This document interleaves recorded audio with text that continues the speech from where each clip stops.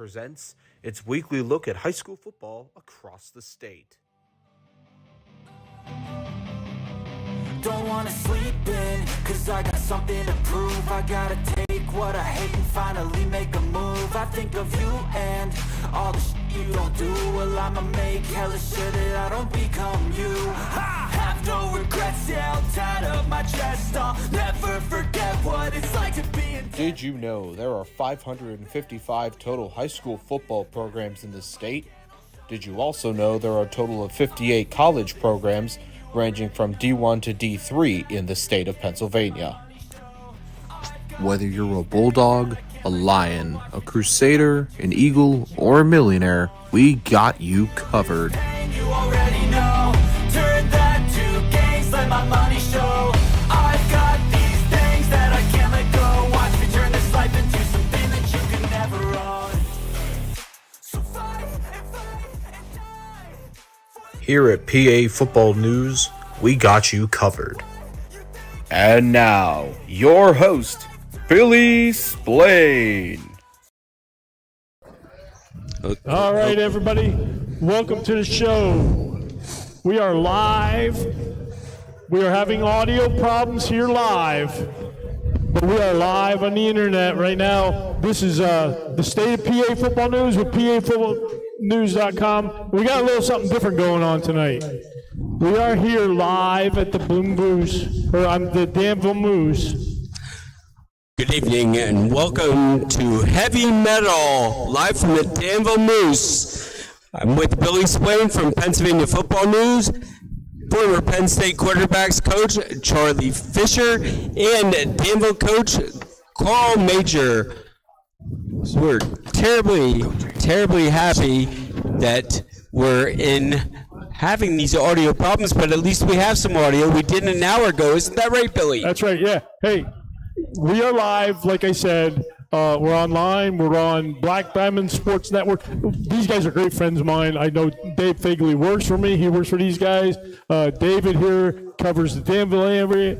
And we're just really excited to have this collaboration. I hope it sounds good online and looks good online. David said he doesn't have a face for he said, what do you say? I have a face for radio. Yeah, well, you're on the internet, so it's the same thing. It's not really TV. We can't call it TV. Yeah, but you get a camera. Charlie here has been on TV so many times it's not funny. Yeah. He's with Service Electric Cable Television, and he does a great job when he does Danville games. This week on the Black Diamond, we have 5 games. Jackson Purnell and I will be in Blair County for Danville at Hollidaysburg. Jack Burns and his crew will be at Charlie's alma mater watching Mifflinburg at Warrior Run. Mike Ferlazzo and Ron Jaboski will be teamed with Jenna Horning, and they'll be in Sunbury as Mount Carmel visits Shikellamy. Corey Hauser and Jamison Kramer get to travel to Greater Nanticoke for the Shamokin game, and Dave Ackley and Casey Savitsky will be in West Pittston as Southern Columbia takes on Wyoming area. Well, that's a big on one. grass. Grass 2 weeks in a row for them. That's a big game for Southern Columbia, I'll tell you right now. Can they recover from losing? And they're going to face a strong Wyoming area team that has Aaron Crossley he's running all over the field up in District 2 and having a great year. Crossley is. Their line is really good at Wyoming area. It's going to be a question of, I think, for Southern Columbia, can they handle that running game, because Mount Carmel was able to move the ball on them at ease. I was really surprised at how I'm going to go. I would like to go down to. I would run down the list of where PA Football News is going to be this week, but please do. We don't have time for that. There's over 60 games we're going to be covering. 60 games. Me personally, I think I'm going to go to Jersey Shore. We helped set up a game for Jersey Shore with Bashir. Mm-hmm. So I like to cover as many districts as I can with PA Football News. So I'm good friends with the coach from Bashir. And, of course, I'm good friends with the guys over at Jersey Shore, so that's probably where I'm going to end up. But exciting show tonight. I'm sitting next to my old childhood neighbor right here, buddy. Carl and I grew up together. Carl Majer and I grew up together. And as they always said, there's a little trouble. There goes the neighborhood. There goes the neighborhood, right? ran the neighborhood. We did, and you have to. You know, it was a good neighborhood. But you had to behave because we had another neighbor that was a pretty influential guy that we had to watch our step around. George Curry. George was great. We go around George, and welcome to both shows. Speaking of George, it was a real pleasure to be in Berwick on Friday night as a dedicated George Curry way. As everybody knows, it was always George Curry's way or the highway. As everybody liked to point out on Mulberry Street the other night, or was it Vaughn? I can't keep them straight. It's Mulberry. I thought it was on that side of Crispin, right in front of the old cigar factory. Yeah. Beautiful sign for George. Oh, great place. Yeah. Growing up there, just a lot of special memories. The one thing I miss is you can't walk down over the hill from the 14th Street School anymore. They blocked that off. Yeah. There was the Berwick fans wore, there was up on a hill, there was a school where we went to school, 14th Street Elementary, and the fans wore a path down through the little bit of woods down into the field. And That's awesome. it was kind of crazy, like on a Friday night. Well, back then we used to play Saturdays too. It was always Saturday in Berwick. Yeah. You would look at the hill behind the school, and there would just be a stream of fans walking down through the woods, and then they would come out into the parking lot there where it used to be a cigar factory. And then, so that was great. But great to see you, Carl. Big win. You guys are doing great this year. Danville's having a good year. Loaded with talent for the last 4 or 5 years. You got the job. Your job was to come in and keep that talent winning, and you're doing that this year. The kids are working hard. They've got it. So we've got a great coaching staff. And it wasn't easy at first. We had a lot of controversy, but it seemed to work its way out with a lot of W's. And once people got to know who I am and what I'm about, and I think we're really looking strong and getting healthy. And Do you have your microphone on? I don't know. You guys gave this to me. I don't think it is on, Carl. I don't think it is on, Carl. Oh, there we go. Now I'm on, huh? Ladies and gentlemen, Carl Majer is in the house. Now we've got you, Carl. Usually Always a little technology problem. Everything anyway. Yeah. But the kids are doing great. We have a great group of kids that work hard. The football knowledge is fantastic. They lost a lot of great players from that team a year ago. So coming in, nobody thought we'd be where we are, but we did. And we're working hard at it, and it helps. The defense is playing great. The offense, the special teams, it's just coming together as a whole team. Carl, we talked about what last week was going to mean. What did it actually mean to you after you got on the field and you're wearing the khakis and George Curry's old wise hat?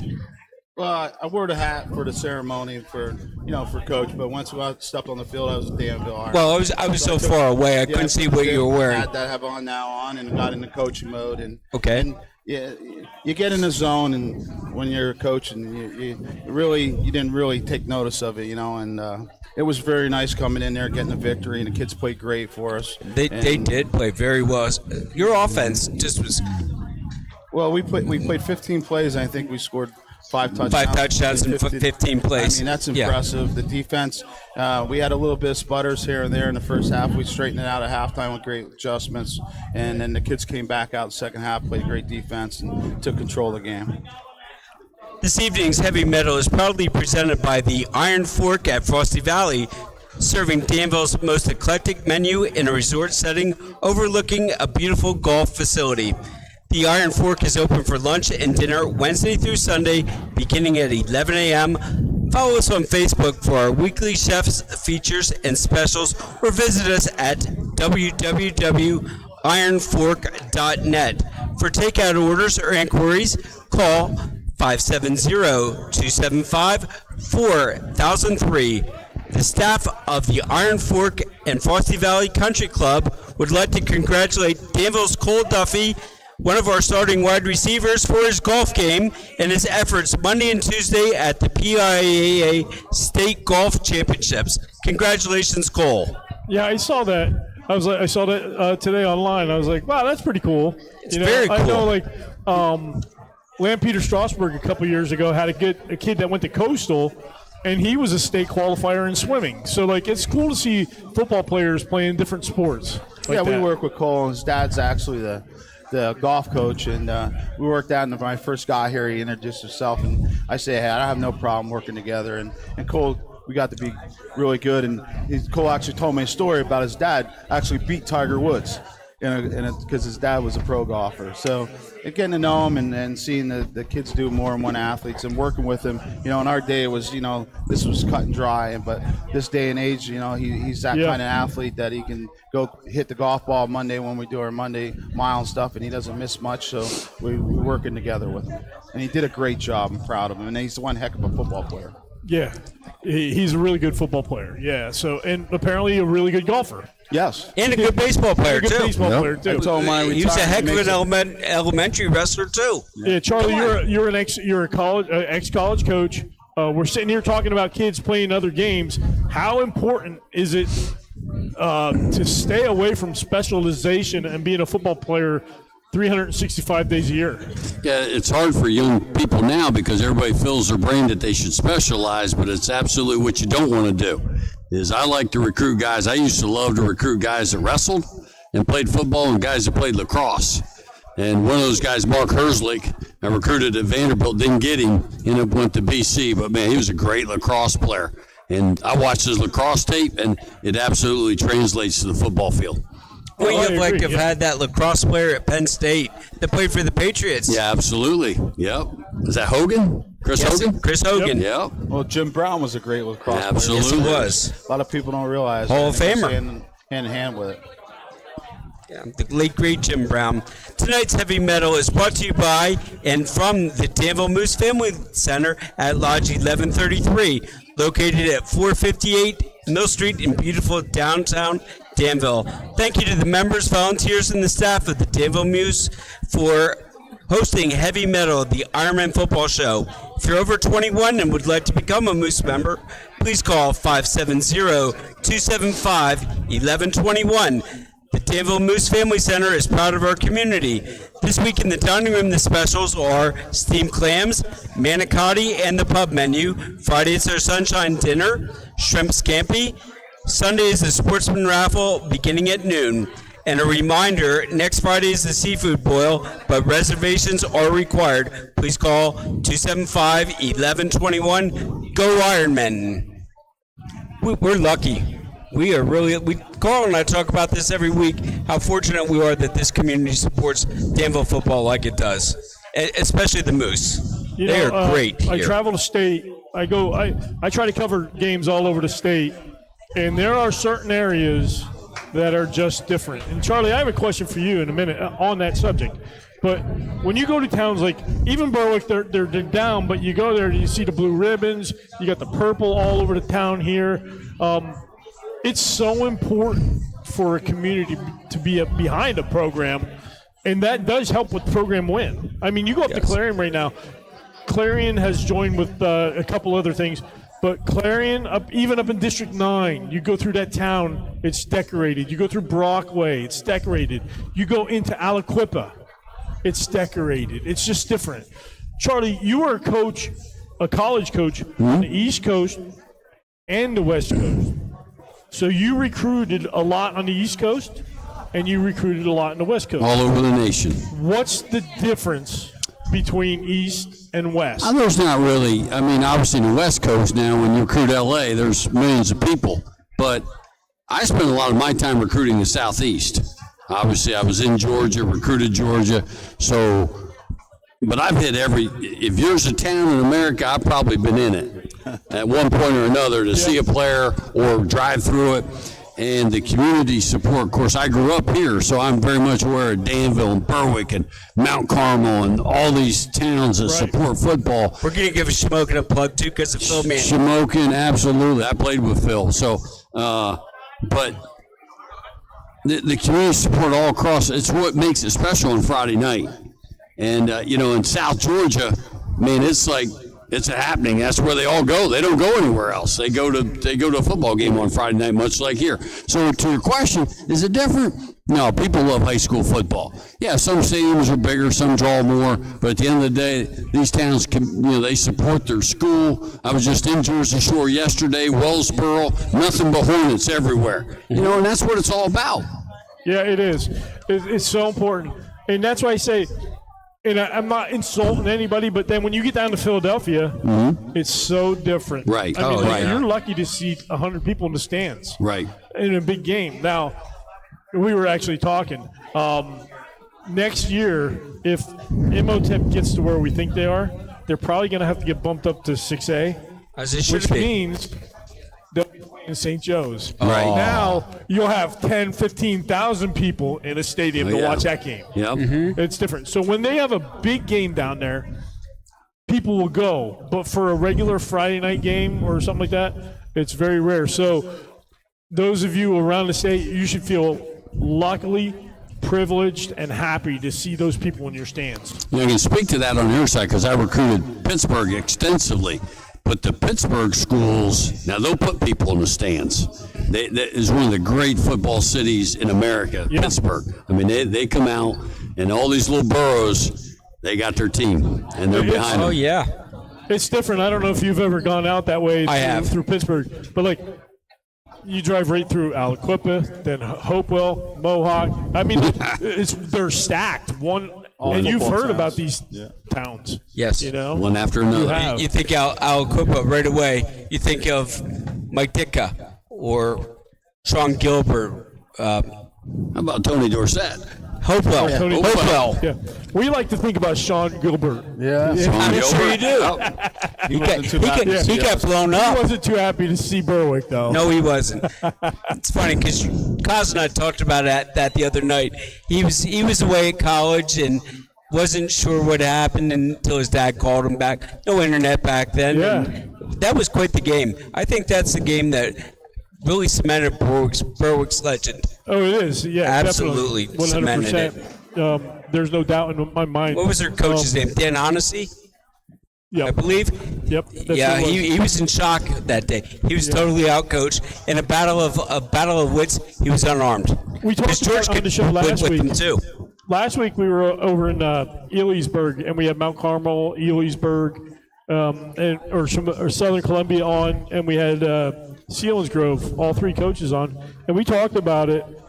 What this area has done in football is overlooked by certain areas. I mean, you look at the run Berwick, Mount Carmel, Southern Columbia had. You add Danville in now, who is playing really good football. You throw Selinsgrove on the pile. Jersey Shore. You got Jersey Shore, who's kicking some butt. I mean, this area right here is a solid football area. It is. Yeah, always an underrated district, it seems like, and I know it gets a lot of pub for its wrestling, but the football here has been good for a long time. I've seen a lot of good players come through here. Yeah. And that's not to give anything away from the state, because I see some good football players all over the state. Sure. I was talking about Philadelphia. Absolutely. What's it? You and I talked earlier, and I said that the word under-recruited is the most overused word in history. But there are pockets in Philadelphia where if there was a little more publicity, some of those kids would be a little more known. But they still, as a coach, one of the first things you got to do in Pennsylvania is go to Philadelphia, because there's a lot of talent out there. Oh, yeah. Absolutely. Yeah. Bunch of it. I've recruited Philly, Pittsburgh, all the way across state. So, but Philadelphia's got. I signed 3 players out of Philly at Vanderbilt, and all of them are good players for us. Yeah, there's good talent down there. But there's good talent absolutely. Here. So, Carl, let's touch on Danville a little bit. Your schedule is up, down, and it's not an easy schedule. Patrick went down a couple weeks ago with an injury that happened to be the Southern game that you played. What's the thought process when you have a stud like Matt and Patrick? What's the process like for a coach when you lose a quarterback like that? Well, that was my worst nightmare. I learned this lesson in 1984 when a kid named Charlie Fisher went down. He took all the snaps. Coach all the snaps with Charlie. In the first game, we were playing Selinsgrove. We marched right down the field. Boom, we scored the touchdown. I remember looking back. I was playing fullback, and Charlie standing there, and a kid from Shamokin, boom, breaks his ankle. And then comes a kid named Mike Force that never took a snap, never did anything. And we were kind of in that boat this year because we only had Madden. And in Danville, it's a rear situation, and I had to adjust to and get used to because I'm used to having my whole offense, my whole defense in come June, by April. But these kids at Danville are doing what we talked about, doing so many other sports. You got lacrosse, you got baseball. So we didn't get together as a group until July. And for me, I was going crazy, and we had, a lot of kids on vacation in the summertime, and Ralphie was away playing baseball most of the summer that we looked at, and Schultze was playing baseball through the summer. Too. So we only really had one Madden that was up to speed, that we could get up to speed, and it bit us in the butt there. And I always said since that time that I would never do that. But you get thrown in situations that you don't see, and there's no way of fixing it because now with the multi-sport athlete that we have, it puts you in a bad situation. Sure. When a big-time player like that goes down. And I'll tell you the truth, Ralphie did a great job. He did a really good job. Talking about a kid that played an hour of quarterback, and we threw him in against the state championship team, and he produced through 2 touchdowns. He did a great job for us. And I still say, 1 or 2 little breaks there, that onside kick. I mean, again, the interception, running a football back, a couple little things that, that's a tighter football game, and that's a different game, even at Ralphie at quarterback. So that's high school football. The football gods weren't on our side that night, but the kids reacted to bounce back, and we've been playing great. And it's just a great group of kids all around. A lot of people say, well, it's only your quarterback you lost, but you didn't lose just your quarterback because now your wide receiver is playing quarterback, right, and you've lost him. And that changed the whole dynamic of your wide receiver core away. Your whole timing is thrown out to lunch, And a lot of people don't know this too. Johnson wasn't in the best shape that night either. He's been nursing a calf injury, and he's finally back at 100% last week. And he looked at 200. It makes a big difference. So we had a couple little boo-boos, not making no excuses. Hey, we got beat, but that sometimes the loss makes you stronger and opens up some eyes, and I think that did us for the program. But focus on this week, and you can't live in the past. You got to live in the future. And this week, it's Hollidaysburg. They got a big offense line. The lineman's going to Syracuse on a full ride. They're 6'6", 6'5", 6'4", and they're going to take the ball. They got a quarterback that can run out of the backfield, and we're going to have a tough football game until we take it under control and don't give them life and stay focused and move forward with the game. For those of you going to Danville or going to the Danville game out of Hollidaysburg, if you're hungry, I recommend the chicken fingers in their concession stand. They have the best chicken fingers in the state. They do. There you go. And I've been that's to important. 50 different concession stands, but they have the best ones. And then if you like ice cream, when you leave the stadium and go back out to Main Street, go to the Meadows. It is the best ice cream you can get. It's creamy, it's smooth, it's silky, it's awesome. We're going to hit the U.S. Hotel before the game for the world's best macaroni and cheese, though. There you go. I've heard so many good things about it on the food channel. Yeah. Like my food. We're joined here tonight on the heavy metal with Cole Duffy and Madden Patrick. Welcome, gentlemen. I'm going to give my microphone over to... Oh, we got another microphone. Oh, we do have them. Okay. Look at this. We do have it. We have extra mics just for you guys. That's a portable mic. Check. There you go. Everybody gets a mic. Welcome, guys. Make sure you turn that unit on. Turn it on there, please. Right there you go. Right on the top. There you go. He can be taught. Let me hear you. Howdy.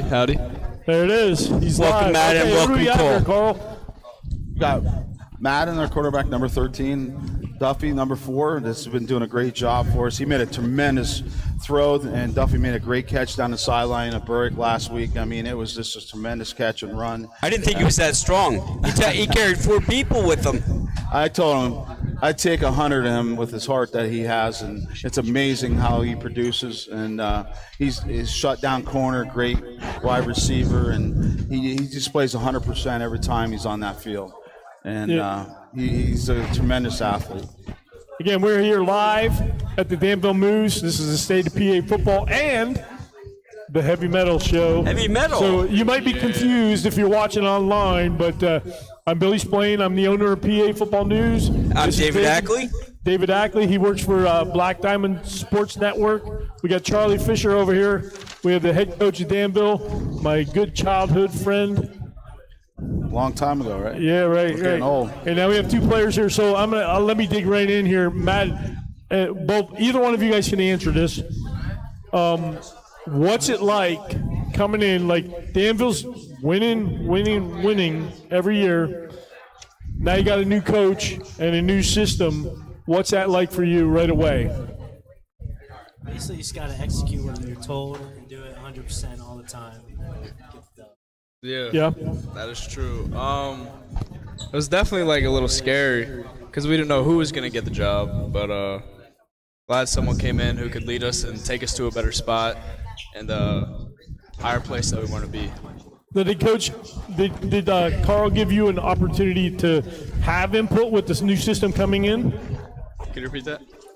Did he give you opportunity to have some input with the new system coming in? Like, were you like, hey, I understand this, but what about Coach Matt, you know that? Yeah. Absolutely. I mean, I'm going to give a lot of credit to Coach Fish for the combinations and the routes, but just like how much work we put in, and that's just what we all can do. So Coach Majer and Coach McGinn were very flexible, so that's definitely a very positive thing that led us to step in the right direction. We're still putting new plays in every day. That is true. Get into that game plan all the time, Carl. You can't be one stage. You got to be multi-look, and just like our defense, we add some new looks to our defense and then offense, and it makes it easy when you got a quarterback like Matt and you got receivers like Duffy and Ralphie and Curse. And when they understand the patterns and how to make a right break, and he had a quarterback to put it in the right spot, I just look back at that throw that Madden threw last week to Duffy down that sideline. He put it where it had to be, running side by side, and it was right on time. I mean, it's like stuff that you don't hear of. And I'll probably get beat up for saying this, but I said it out loud. I haven't seen a quarterback like this since Ron Pauls.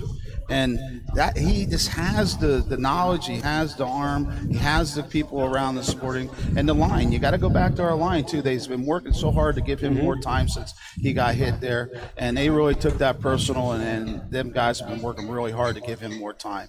So it makes your job easy as a coach coming in when you have this kind of talent. And the biggest thing is making sure you get everybody the ball and make sure everybody gets happy. And these guys ain't selfish like that. They don't care if they touch the ball or not. But you still want to spread it around so you're not one look, and Madden does that for us. Let's look at Madden's numbers real quick so everybody throughout the state can see what he's been doing this year. Madden has thrown the ball just 164 times in 7 games. He's completed 107, which is a 65% completion rate. Yeah. Anything over 52% is great, and well above what he should be. We don't want to get his head too big now. No. This helmet might not fit him. But he's thrown for 1,700 yards, almost 1,800 yards already. That's like it's incredible numbers. In the state. Oh yeah, and he missed a half a game, and then a lot of our games that he's been out by the third quarter. Right. So I mean, it's just tremendous. And like he said it. And I don't like to harp on one player because we have so many great players here. But it has to start with the quarterback, though. It starts with that, and I start with the line too. Absolutely. I say it don't matter how many great receivers, how many great quarterbacks you have. If you don't have an offensive line, you ain't going nowhere. Yeah, you can throw the ball, but if the quarterback don't have time to throw the ball or know where to throw it without having time up front, and they worked hard. The line has worked very, very hard, and I'm proud of them. Well, your receiving core, you've got Cole back here. He's tremendous. I don't believe how fast he is. People forget. because you've got Aaron on the other side. This guy can fly, so can Carter. All 4 of your receivers are outstanding. They should all be out for track. And then you forget about a kid named Bo Sheptop. That's right. We should win the 4x100 every year. And like I said, this makes your job easier, and they're very unselfish kids. They're there to win, and sometimes, Madden's a great general out there in the huddle. And I just said this to Coach McDaniels last night when we were talking. I said, the biggest thing that we missed on the Southern game was Madden out there. He gets on the guys. And there's nothing wrong with that. And sometimes he puts them into place and he brings them to that next level, and you can see that. And it's like I said, it's just when you have this group of kids, the biggest thing is bringing them together, believing in the system, believing in what you're trying to teach. And that was the biggest thing for me the first 3 months here once we got going. And now you can see we're starting to be a real oil machine, and I don't want to jinx ourselves, but I think we're going to have a very big challenge in front of us this Friday and until they come out and set the tone. It's an opponent that Danville's never seen before in its history. 123 years without seeing Hollidaysburg, and this is going to be a one and done because of the contract. They're an independent. We're in the PHAC, of course, and some things have evolved. They're a huge school. 5A. A lot of points are on the line this week that helps us. There's a lot on this line to keep the winning streak going, move us from 7-1 to 8-1, and we just got to stay focused. I'm a little worried about the bus ride and getting there. That's why I want to get there a little early, get them stretched out. But we have a great group of kids. We'll shake it off if we come out a little slack. And that's my job, to get them going. So it makes me want to – I'm the one that's supposed to worry. So them guys have fun and play football. I'm glad you want to talk about football. I'm going to talk about golf for one second real quick since Cole's here. Cole, I heard your putter got sick. You better your feet better not this week, and you better not have dropsies too. No, that won't happen. Okay. That won't happen. Pull it up there. There you go. I'm looking at Cole's numbers. He's got an 11-yard average. That's a first down every time he catches the ball. As a punter? No, we don't punt that much, do we? And we have a good punter and a good kicker. We have a great punter and kicker. Yeah. How's the kicking game for Danville? I'm glad you brought that up. I'm sure he has us, so here we go. I don't have it right here in front. I have to get to it, but last week, 8 kickoffs, 7 went for touchdowns. The other went to the goal line and was returned to the 19. Yep. That's where you want your opponent to start every time. And It's Garrett Hoffman in the is state. In Pennsylvania, we are blessed with a lot of really good kickers lately. There's some good trainers out there who are doing a good job with some of our kickers. But one of the things that I do every week is, and we got to hook up because I never got a hold of Kirsch, but I do what's called the Keystone Club. I scan the internet. Coaches send me information.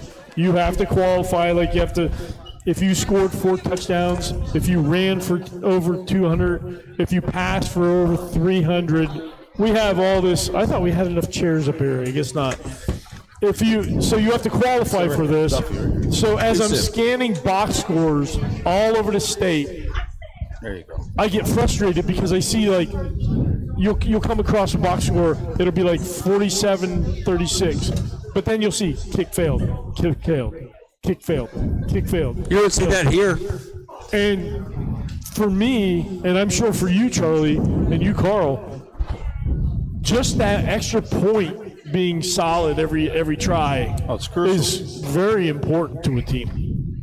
You got to have a great kicker. Every place I've been where we've been successful, I think back at my 2 years at Penn State, we lost our kicker. We won't say who it was. He transferred to Texas. I know who it was. And boom, in comes Sam Ficken. Sam starts slow. Everybody kicked him out the door when he was 0-4 against Virginia. Yeah, right. But Sam stayed right with it, and the student body, they'd hold the signs that we're sticking with Ficken. And Sam ended up being the all-time leading kicker at Penn State. And it's a great story. He got a new nickname, the Kickin' Ficken. Kickin' Ficken, yes. What a great kid. I watched that Virginia game. I was on my way home from Westchester. I was actually on a recruiting visit, and I watched that game, and I sat there going, boy, he's just this close that close, but then he turned it around. It's a great, for young players anywhere, it's a great lesson that you just got to keep persevering and you got to keep doing what you do. And he believed in himself. Bill did a great job of believing in him and setting him up for success, and he just kept getting better and better. Yeah, so your kicking game looks really good, and that's important. If there was we have two great kickers. Yep. You do. Not one. We have Aaron Johnson, who's 10 for 10 on extra points. He doesn't have a field goal attempt yet this year. Garrett Hoffman is 35 of 37 in extra points and 4 of 6 on field goals. So that's a good position to be in. It's a great position. If there was anything on your team that you woke up tomorrow morning and said, we need to work on this, and that's what we're going to work on today, what is it? Just a little more discipline on penalties. That's it. I'm serious. I'm confident in our offense. I'm confident in defense. Just little things of making some how do I want to say it? The penalties, I want it taken care of, because when we get up to the big games that we're going into, that could change the game. A 15-yard penalty, change the possession, get a first down, we're driving, and then you get a 15-yard holding play. So more discipline on watching the penalties, and I think everything else is, you probably didn't think I was going to say that, but I'm happy with it. I didn't know what you were going to say. So as a receiver, when you're going down the field, catch the ball, and let's say you catch it on 30 and you just take off for the end zone. How frustrating is it? And I don't know if it ever even happened for you, but when you turn around in the end zone and look, and there's a yellow flag halfway back. Oh, it's happened. Oh, it's happened, yeah. It's the worst feeling in the world, knowing that you have to go back and have to do it all over again. Yeah. Yeah, it just sucks. So what do you say to your teammates when you get back there? Because, the lineman or somebody kick blocked or somebody that they didn't need the kick block or whatever. What do you say to them when you get back? To be honest, I just say, what's the penalty? And then I just shut up and get back in the huddle and listen to Madden. Yeah. Yeah, I'd definitely take control of that. So. Yeah. Yeah, he's the one yelling. So on the field, who's the leader? On offense, Madden is. The discipline leader. Who's the guy that's going to grab somebody and say, hey, get your head in the game? Is that Madden? I would say, yeah. And then Johnson, too. He'll get in there and make things happen and change the tone of the game, too. Who's your defensive leader? We don't talk enough about your defense, which I just has got been hollered at outstanding. tonight about that by somebody out there that we don't talk. And I do. And it just happens that when you have a high-powered offense, the defense kind of gets forgotten in the papers. Should never be forgotten. I know. I think defense wins games, but I always speak highly of our defense. I think Coach Sheptock's doing an awesome job at defense. He's came in and done a great job for us. And defense, we have a strong, fast unit, and there's to separate one guy like I do on offense. It's hard to do because there's so much speed and quickness out there.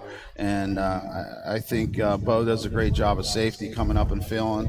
Our D-line Kutcher is, and I call him the man of steel, Lincoln Deal. Lincoln Deal. I call him the missing link. Missing link, whatever. For his size, he's unbelievable. I'm just glad you know his name now, because I remember when you got the job, and I started talking to you, and you're like, oh, number 76. Well, that's how you start. 75. So it's so good that you know his name now. But I've watched their film, and their defense flies to the ball. Cam does a great job flying to the ball. He's incredible. He's an all-state linebacker, but I'm gonna put a plug in for whom I'm leaning towards already as the diamond in the rough. Who's that? It's gonna be number 55, Chase Steele. As it stands right. That's Miller. I'm sorry, Chase Miller. Did I say Deal? He's 54. I'm sorry. They even got their first names in. Let's make a hybrid. That'd be fun. It's hard to pick one guy because they got great motors. They do. In shape. They run to the ball. If anything, it actually bites us in the butt a couple times having such a fast motor, because we'll get I call it the alley. We get past the alley there for where they're pulling and doing the straps, and we get a little too deep because we get through the line so fast and they don't pull up. So we work hard on that in practice. I take them out a half hour early and work on that on defensive days, and then we work on that on offensive days on block and stepping and reaction drill and stuff like that, trying to get the line more up to speed. And I think in the last 3 weeks, it's really shown. Don't you think, Matt? I think that a lot of what you just said goes back to what you said you'd like to work on, which is discipline, not just penalties, but being disciplined on the field. You have to be disciplined football. You'll never get to where you want to be. You know, the teams of the 80s and 90s had very few penalties. We were very disciplined. You knew you could get your butt kicked. Southern is the same way. You know, they don't make very many mistakes, and that's why they have so many state titles. Yep. And the great teams that you look back, and if you look through their record, they don't have that many penalties. That's right. Charlie I can tell you one penalty we used to right? get at Berwick all the time was delaying game because George. Oh, well, yeah. Yeah, that's true. But then the PIAA invented a rule because of George Curry forcing offsides. Yeah. The Curry rule shift. The shift. Yeah. Not this year. But being disciplined is super important on the field. I haven't been in a game here. Last year I did. I did a playoff game. What do you guys do when you're on the field? When you're like pulling away, man, the train is at full speed, loaded coal, and you're on your way downhill. How do you rein it back in a little bit and keep the discipline? I mean, we just got to keep the pedal down and keep going, and don't be fat and happy. Just got to keep going. I see you win with most definitely. Can't be fat and happy, and that's what was preaching last year. But Aaron does a good job of preaching the fat and happy, so very good from AJ's part. Well, you know what? Your defense likes turning people upside down, correct? If anything has ever turned your life upside down, call the Pennsylvania law firm you can depend on to have the answers and results you deserve. It's FEP, Finelli, Evans, and Patel, with offices in Sunbury, Pottsville, Wyomissing. Finelli, Evans, and Patel, lawyers regularly record Pennsylvania's largest jury verdicts and out-of-court settlements for those who suffered catastrophic or fatal injuries. FEP is the go-to firm for criminal matters. Contact lawyers Mike Finn. He was Big 33 at Danville in 1999, the 2000 game, and Mike Smith from Mount Carmel at the Sunbury office, located at 62 North Front Street. Give them a call to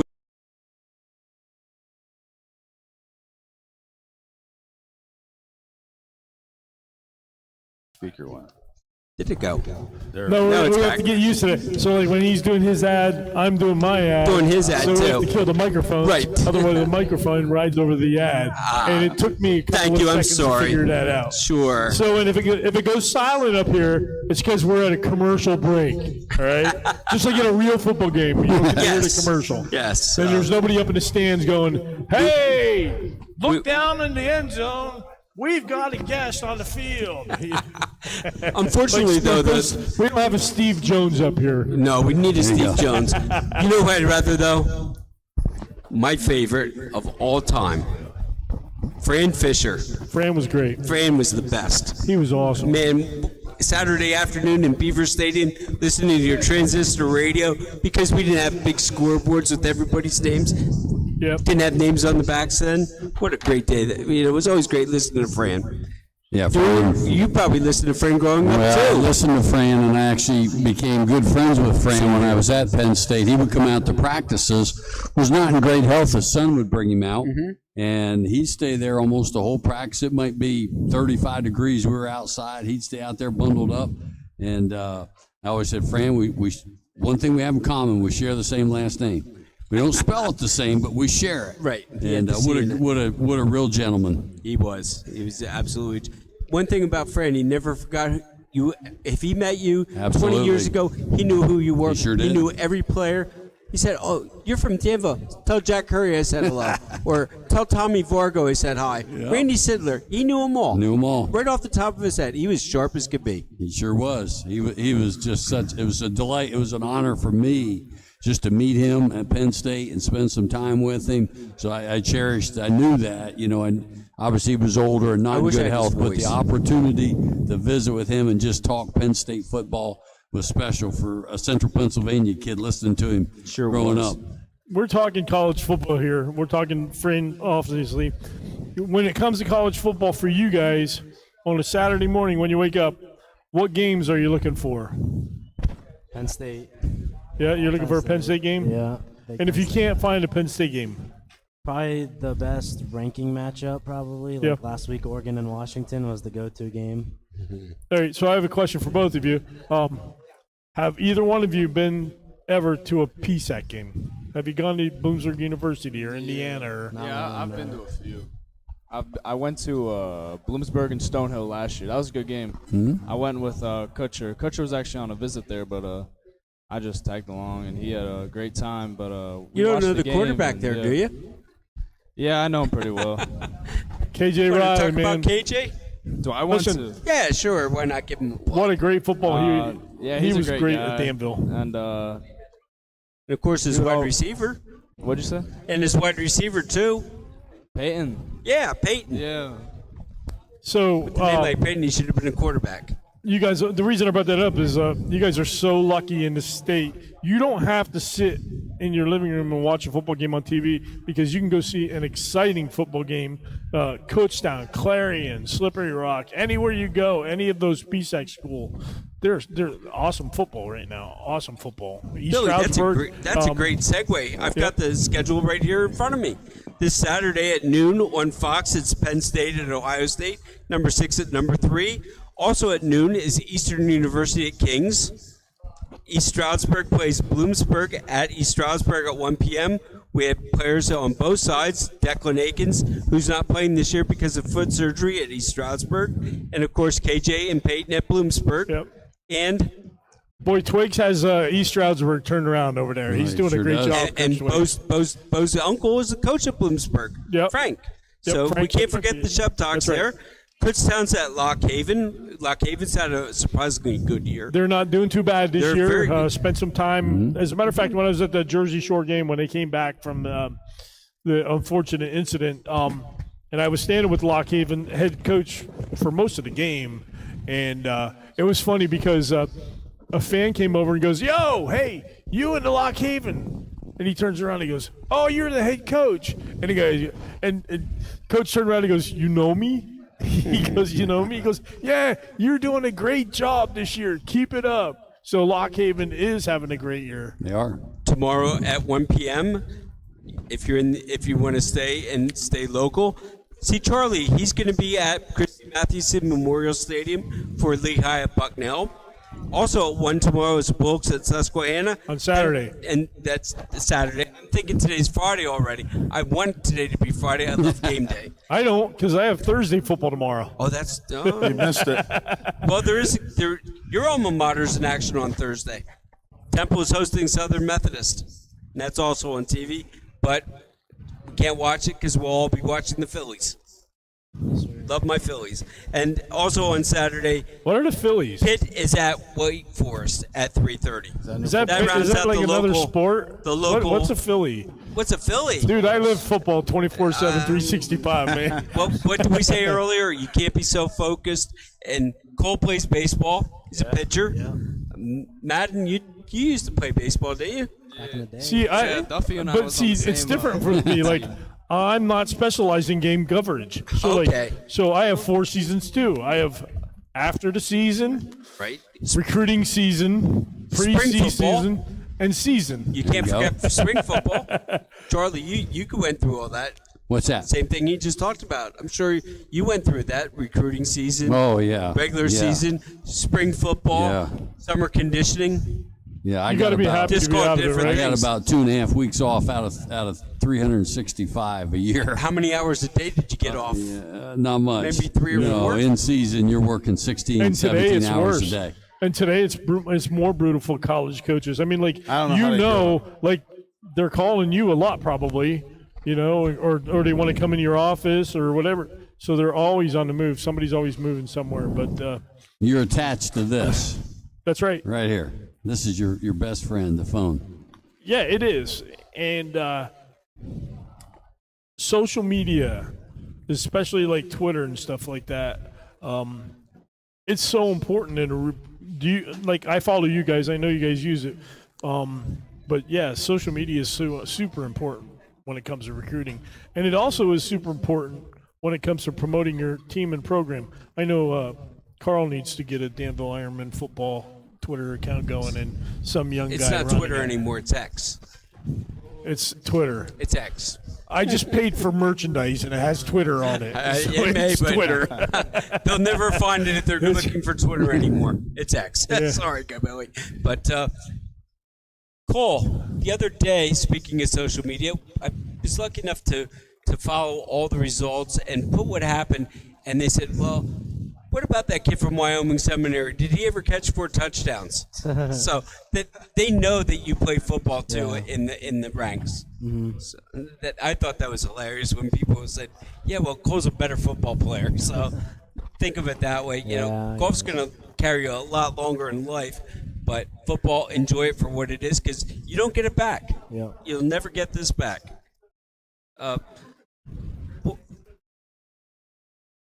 You going to go to commercial right now? I am going to go to We're going to take a commercial. commercial break. We'll be right back after this message.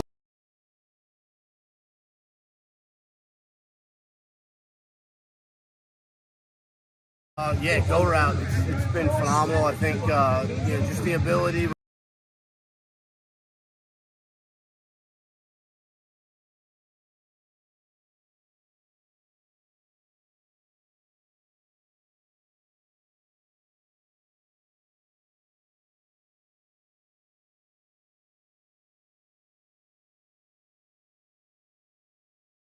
My name is Carlos Bradley. I'm a former NFL player and currently chairman of Safer Sports. What is Safer Sports?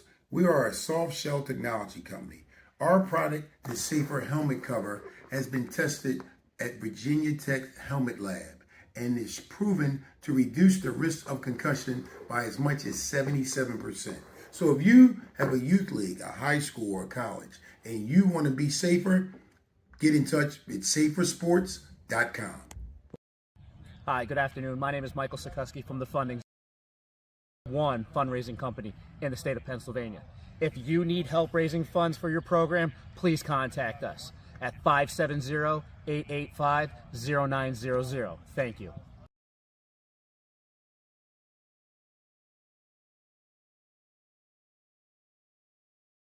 Crew, tonight we're fortunate to be joined by Billy Swain of Pennsylvania Football News. It's very hectic up here because we're glad to be joined on the State of PA football by the heavy metal guys. Well, thanks a lot, Billy, for coming here tonight. We're glad to have you in Danville. We're proud of our community. We're proud of our football team, and we're proud of our athletes in all sports. An athlete, we always feel that an athlete who is devoting his time after school or someone in the band or any other club is an asset to this community. And we're proud of them for doing that, taking their time away from their girlfriend and other things that could lead to trouble. I'm just happy they don't have a cell phone in their hand right now. Yeah, me too. That's good. So let me ask you guys, what do you do to get away from football and clear your head in your spare time? In my spare time, I mean, it's always football. I'm always like trying to better myself, not only as a football player, but as a young man. So helping my little brother with whatever he needs help with, helping my mom and dad around the house, whatever they need help with. Yeah, just trying to be a great role model for my younger brother. That's a perfect answer. In my spare time, basically, just go to the golf course with my dad. He's basically my coach, so me and him grind it out all the time on the range, the greens, and he's my mentor. In the Does it golf get game. personal? Yeah, very personal. Not too personal. Sometimes I yell at him, and he gets mad at me, so yeah, it's all love, though, at the end. It's all good, yeah. You got to clear your head, though. I mean, like, you can't be football 24/7. And you might think you are, but you guys both just told me that you're not. And you know how to clear your heads out. So, Carl, what do you do to clear your head? I know what you do. You're out cutting logs or working on that house or trees always falling or something like that for you to do. Something. Working on that car. Windows, doors. Yeah. I call this my 3 hours of therapy every day. I come, be around the kids, you put all your business away and the phone away and just focus, and it keeps me sane. Football does. So for you, football is kind of like the opposite. Correct. So it takes you away from what you don't want to be The around all chaos. the time. Correct. And puts you somewhere you want to be. I'll tell you, I don't know how to explain it. When I pull into school, it's just like the weight's off my shoulder, and you don't think nothing about. All I do is think about is football. You know what I mean? And when I'm away, and people think I'm crazy, but after Friday night, I don't look at a film until Sunday afternoon. I clear my head. I run all the football through me on the sideline, and I don't watch game film until Sunday, probably Sunday afternoon, Sunday night, and then all day Monday, and then get ready to go for Monday Mile and our film sessions and breakdown, because I just like to take it all in for 24 hours and I run every play. I still remember every play I played in high school, college, Barcelona, everything. I don't know why. You want me to read a book and remember everything that's in there? I can't.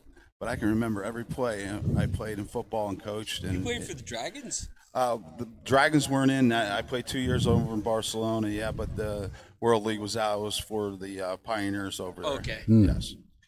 Yep. 2 seasons over there, and then I was with the XFL, and then I was with the Arena Football League, the Pioneers in Wilkes-Barre. I retired from there. And then you came back and you coached a little semi-pro ball in Berwick. Yeah, I had my own team, the Columbia Colts, and played for them and coached for them. And then had my business in between that. And was that part of the GIFA League? No, The Empire semi-pro? Football League. Oh, it was the Empire League. Football That's what it League, was, yeah. So I've been in football all my life since I've been 10 years old. And then, my mentors were Coach Curry and Butch Keller of Honesdale. Them two guys were big influence on me. And just playing the game, learning the game, and seeing different systems, and playing arena football really gave me a different little aspect of the game too. So you put all that together, and I've been around this game a long time, and I enjoy it. And if you think you know everything, you're crazy. There's only one man that I truly believe that knew everything, and it was Coach Curry. I never seen a guy that had so much football knowledge up in his mind. And I used to go down there, and he used to say, the coach of Miami, oh, I know him. His phone number is 5, blah, blah, blah, and click it right out. He had everything in his head, and it had to deal with football. He knew it. And he's the only guy who could look at a defense and see all 11 guys. Look at a special team, see all 11 guys, and tell you each play what they did right after the play. I don't know how he did it, but he did. He had a gift, and it showed. Are you getting that gift?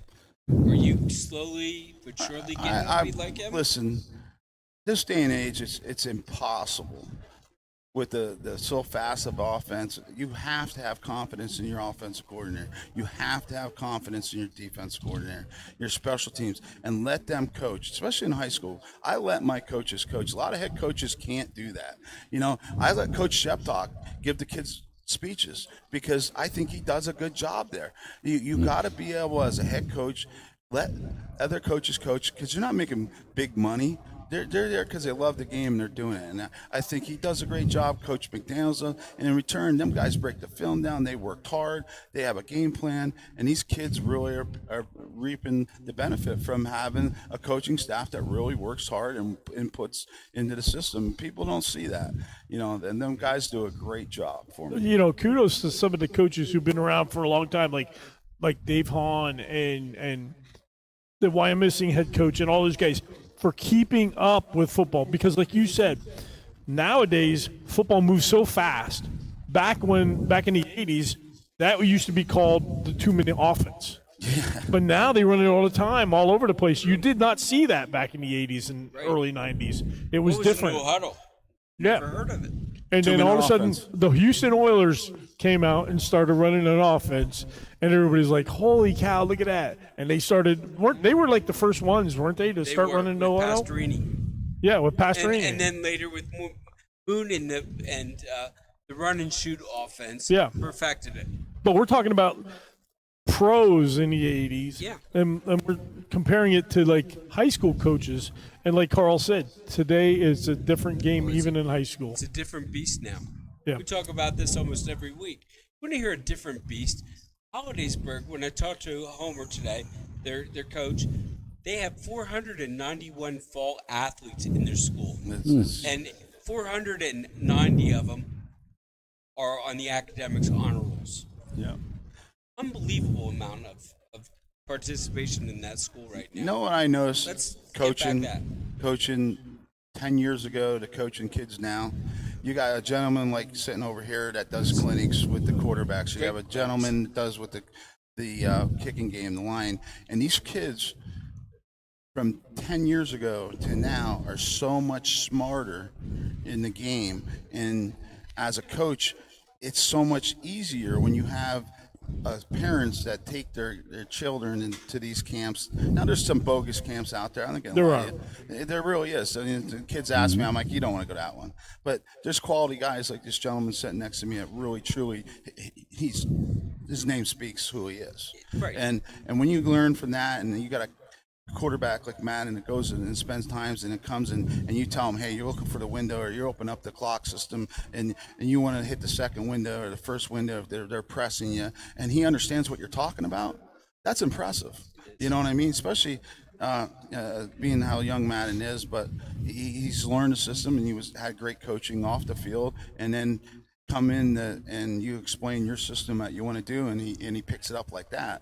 That speaks, and that I see that with a lot of the kids now, that they're more coachable, they're more understanding of the game because of the mass media and the social media and all the outlets that they can go and do this if they're willing to do it. And it's not easy. Not every kid has a parents that can spend the money and do that. So it definitely shows the advantage when you have a student athlete go and do these camps at quality camps. That Madden has thrown more in one game than Charlie probably did in 4 years of starting a Warrior run, though.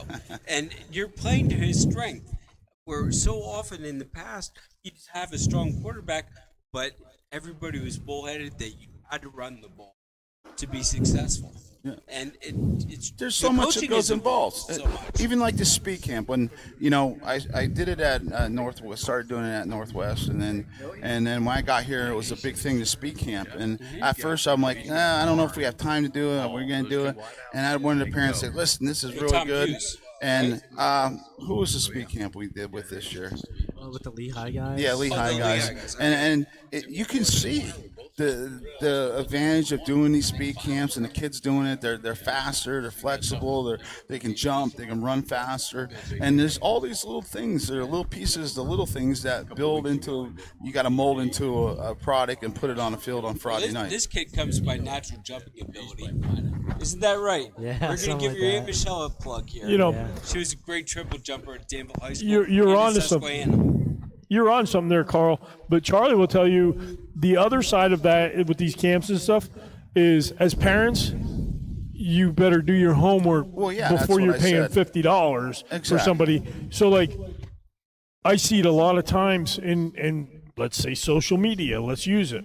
When I see some of these guys out here that I know they're speed trainers, but then they're claiming these football players. There's, that's my guy. Yeah, he works with us. Hey. Yeah. No. You're a speed trainer. You're teaching them how to go fast. Guys like Charlie, he's teaching them how to throw and how to catch and how to be a good DB. Guys like Carl, they're coaching football. All right. My suggestion to parents all the time is do your research on a person. Do not just walk up to somebody, hey, I'm gonna let you coach my guy. First, like, I have a checklist. Number one, do they have an office? If they don't have an office, you got to go to number two. Number two, do they have a place to train, or are they saying, hey, meet me at Coughlin Field, or meet me, here? All right. Make sure they have a place to train. Number three, if they're Charlie Fisher, it doesn't matter. Just train with them. But number three, ask them what their background is. If they say, I played high school football and I went to college, ask them what college they went to and how much playing time. Grill them. They're going to be working with your kids. I see it all the time. I know a guy right now who he played 1 year of varsity high school football. All right. Went to college.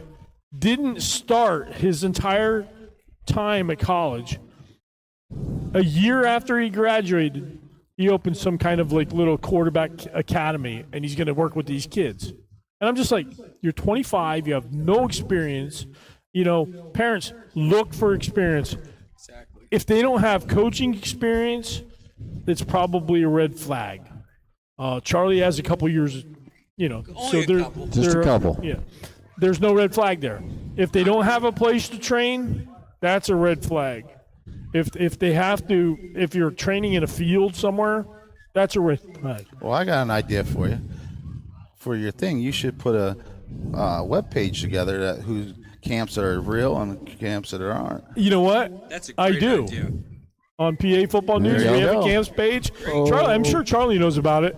We have a camps page. We list all the legit camps on that when they start releasing them. There you go. Here's my suggestion.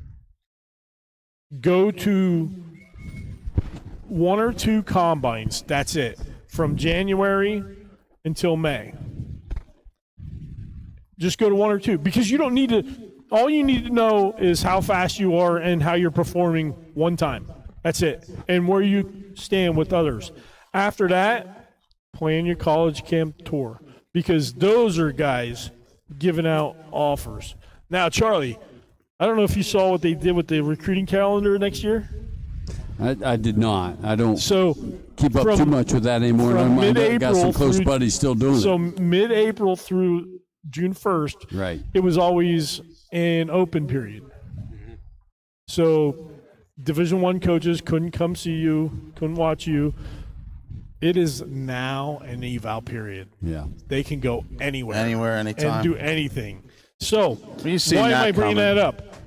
Because everybody is going to want to have a camp. All these .coms and trainers and everybody, they're going to be like, they're going to be coming for your money. They're going to say, give me your money, and you're going to have to be really diligent about what camp you go to.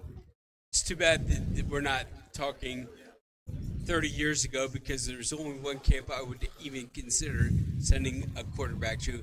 That would have been the George Curry quarterback camp. We're trying to bring that back. Where they didn't throw the ball one time at the camp. It was all mental, footwork, and body position. Twilliger. We threw the football. We didn't. Yes, I went up I for coached we threw it. the ball. We and threw you it. didn't throw it once. Oh, well, that must have been way in the beginning because I did it for like 10 years with them. That was So some of the guys that helped run it in the beginning, when I went. we were talking. We're actually looking at bringing that back. Yeah. Excellent. We're looking at bringing that back. I'll give you a great example of going I might to call you too, Charlie. Going to getting in front. You got to get in front of the guys that give scholarships. I mean, you can go to all these, but you got to get in front of. So I had my last year at Arizona State. I was recruiting a wide receiver right in Tempe, right down the road, and I went and saw him play. Loved him. I saw him in the spring, and I said, Ricky, you need to be at this camp on whatever it was at Arizona State. I said, you need to be here. Let me work you out. Herm's going to watch. If you don't come, you're losing your opportunity. He came, ran 4.42 electronically. Wow. Was fabulous. Ricky Pearsall played for me as a freshman. You know, I left Arizona State. He had 2 really good years. He's now Florida's top receiver. He transferred to Florida. Comes from a football family. But I said, Ricky, you need to be there. He didn't shy away from the competition. He said, Coach, I'll be there. He said, you're going to like what you see. I hope you guys are absorbing all this right now because, like, you are in the meat of your recruiting season right now. Right. So you brought that up. I see a lot of parent/high school coaches out here on social media making fun of that. They're like, oh, you like this film. You want him to come to camp now. Why don't you just give him the offer? There is so much more that goes on at a college visit than just watching a kid on the field. I mean, like, Charlie, you know, you're walking with the kid, you're talking with the kid, you're talking with his parents, and you're getting to know him. I want to know if I want to coach him. Know his and tendencies. by being around him. And I'll give you another example. I had a young man at Vanderbilt same thing, Jordan Matthews, second-round pick of the Eagles 8-9 years ago. And I said, Jordan, you need to be at camp. And he just, had him at camp. And, of course, we were recruiting him. We knew all about him. But I want to be with him. And after being with him the whole day, I said, we need to take this guy. And he had a great career at Vanderbilt, was drafted, played 9 years in the NFL or 10. And but when you're around a guy, they either like you want that guy or you don't want to coach him. Right. And that's important. That's very important. Yeah. So and then when you're on a visit, like my advice to recruits, I have so much advice. We have a recruiting advice page on our website too. Right. We do. And it's everything. So I talked to James Franklin, Twilliger, a whole bunch of coaches, and I just said one day, I said, tell me what these kids need to know. And we put it all together, and then one day everybody said, I think that's everything you need to know. And we put it on the on the website. So it's right there. It has everything you need to know. And it's standard. It doesn't have any fancy stuff. It just tells you where to register for the NCAA. It tells you what you should be doing as far as camps. It shows you the camps page. It shows you what you should do on a visit. And one of the things I tell guys when they're going to go on a visit, like let's say you're going to go Temple, all right? Look up their coaches. Know something about their coaches. That way you have a topic to bring up. So that way, if a recruit ever came up to you and said, hey man, tell me about playing football at Warrior Run, and you're at Arizona State, you would be like, sure, okay. Knows the stuff. Connection made right there. Connection made. So know something about your. Now, if he said, Coach, you ran the wishbone in high school, I'd be really impressed. Because I did. You know something about the school. I ran the wishbone. Okay. I was an option quarterback. Know something about the school. You got to know something about the school. Mm-hmm. When you get there. Do your homework. Do your homework. Don't just go on a visit. Because now you ain't going to go out there and get your picture taken anymore. They got rid of that. So. Did you know that? Yeah. Yeah, I took a lot of pictures in my day. You have to be on an official a lot visit of cameras too, to put a uniform on. I did really? it all. Yeah. Smoke machines, chains on my neck, you name it, I did it. Did you know that? Did you guys know that? So on the internet, you see all these kids going to visits like Penn State, wherever, and they get their picture taken in the uniform in the hallway and all that. It's done. You can't do it anymore. Can I speak to that? You have to be on an official visit. That was the one thing, and I thought it was a disservice to players and a disservice to the university. I've seen many pictures with kids in the uniform. Never liked it. I don't care wherever I was, because I always felt like if you play at Penn State or Arizona State, you earn that jersey by getting a scholarship. You don't earn it by coming there just to take a picture. That's right. And I felt like that was wrong for the player. Not that they couldn't take a picture there just in their shirt or whatever, but I felt like that's hallowed ground in that locker room with that jersey on, and you need to earn that. I agree. That's just my opinion. And just not anybody could just put that on and get a picture. That's right. So when you're at Penn State, and I've seen it, nobody should be putting that number 11 on. No. Nobody. Not unless you earn that spot. Well, one thing or 31. I like 31. Yeah. Conlon in Penn State lore, it's at number 11. Penn State in the locker room, you usually have rules in the locker room with recruits. In the Penn State, you never walked on the block S. Right. There's only one guy that did, and they ran him out of the locker room and chased him down. And he played for that other school out next state over. Ohio. I won't say who it was, but they chased him out of the locker room. It's a great recruiting story. Like, you don't walk on that dude. No, you don't. No. But I mean, those are all important things to know when it comes to recruiting.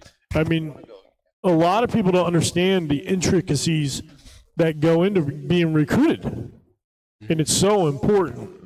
Yeah. So our guys are going to leave us now. You guys got to take off. Thank you, gentlemen, for joining us. Thanks, gentlemen, for joining us. I appreciate it. We'll see you.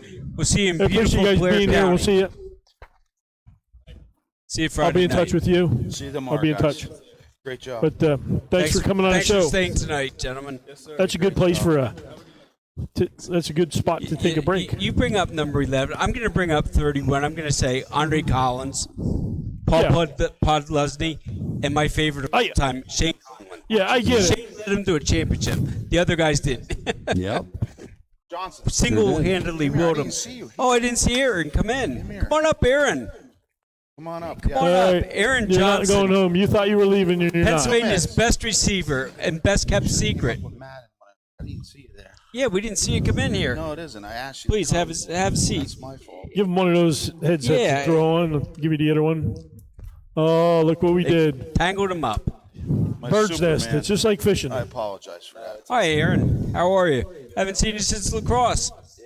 What the heck happened here? Is your brother still There it working is. for Kale?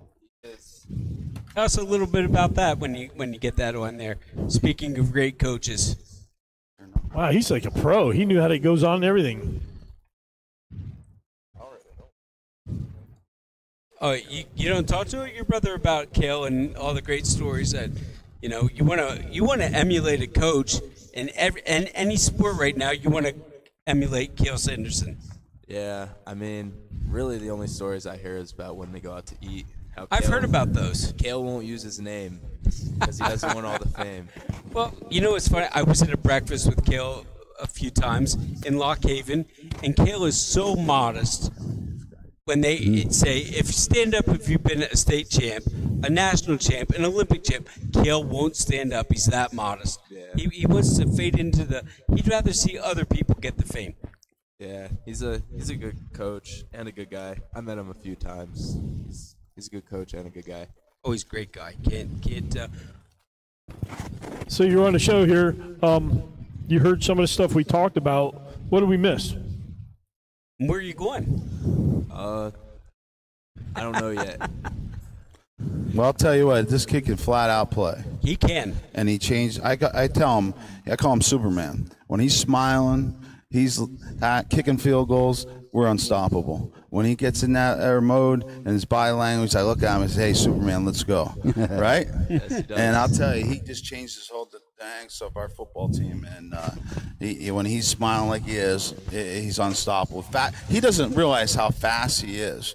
If you ask him to run a 40-yard dash, I bet you can't run it in 5 seconds. You put him on the football field, he runs a 4.340. He has great hands, great football speed, and it's amazing. I haven't been around this kind of athlete in I can't even remember that just can make you miss. He makes great tackles. He's always working hard on the field when it's game time. Practice, sometimes I got to kick him in the butt, but he knows when to turn it on and when not to, and that's a rare thing to have. Offense or defense? Which one is your favorite? I don't really know. I like scoring touchdowns, but I also like making big that would be an hits. offense. So when you're on offense, what's the play that goes into the huddle and you walk out to the line of scrimmage knowing you're like, I got this? What's your favorite play that you dominate? We kind of just call it choice. It's really just whatever I want to run. It's probably my favorite. So when you do that, how important is that? And Charlie will answer this. You got to be on the same page with your quarterback at all times. How often do you work with the quarterback with the quarterback group in the offside? Off season, we try to go once a week in the winter, or like once a week in the winter. But during spring, that's when we turn it up and go a few days a week, just to get the connection down and chemistry for the summer, so we're not missing a beat. And he doesn't.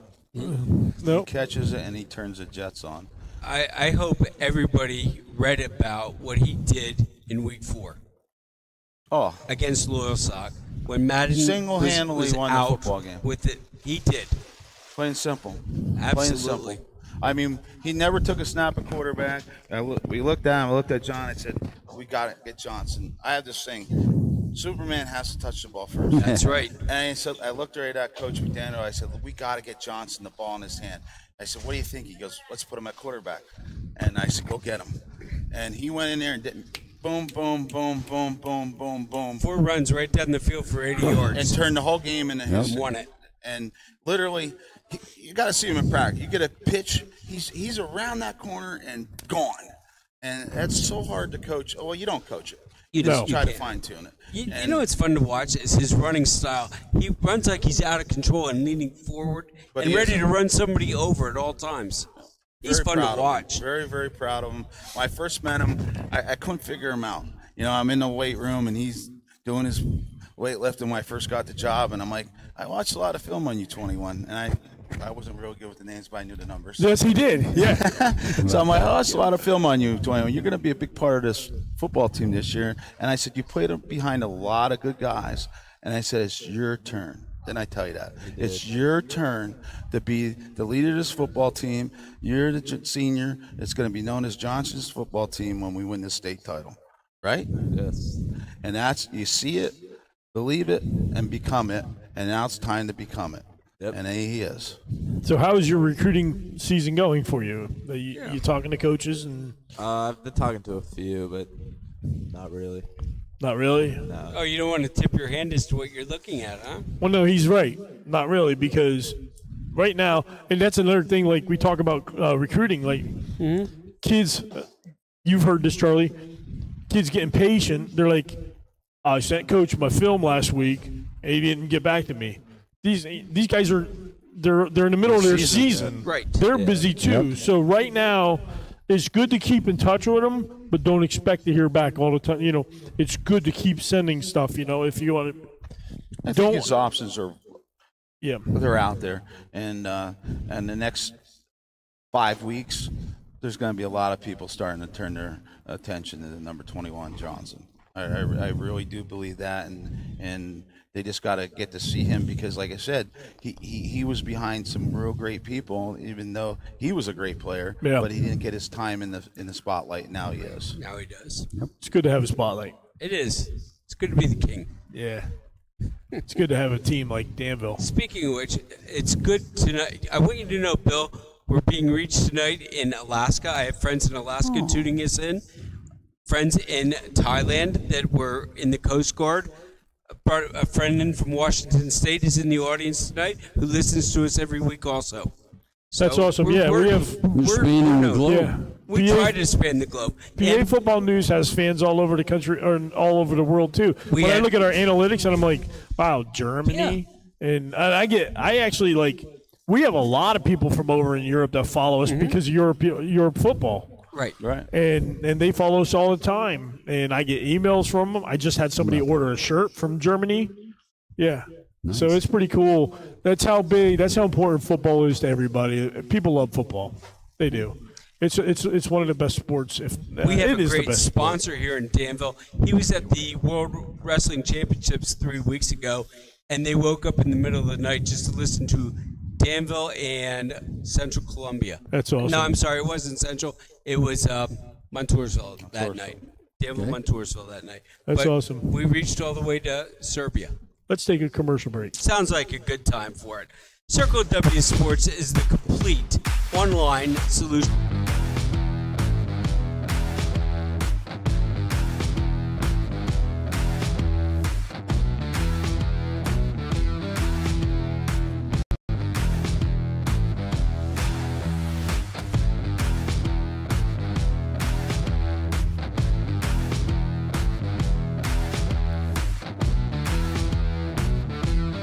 Circle W Sports is the complete all-in-one platform for high school sports, designed by former athletes, coaches, and athletic directors. Circle W Sports gives school and team personnel an easier solution to run their entire athletic departments with the help of these features. League Manager makes creating master schedules a breeze. Configure your divisions, build schedules, track league all-stars, and much, much more. Referee Manager helps assign and track game officials in the same platform. And with RefPay, your officials can get paid within hours instead of days or weeks. Enjoy live scoring and statistical services through our Performance Tracker and Stat Tracker apps. Learn how to track your workout or camp and combine statistics in real time. Then create any type of report after your results are tallied. The Stat Tracker app helps keep your fans involved, whether they are in the stands or at home, with live in-game stats. For more information, visit CircleWSports.com, the official online platforms of PA Football News and the PSFCA Big 33.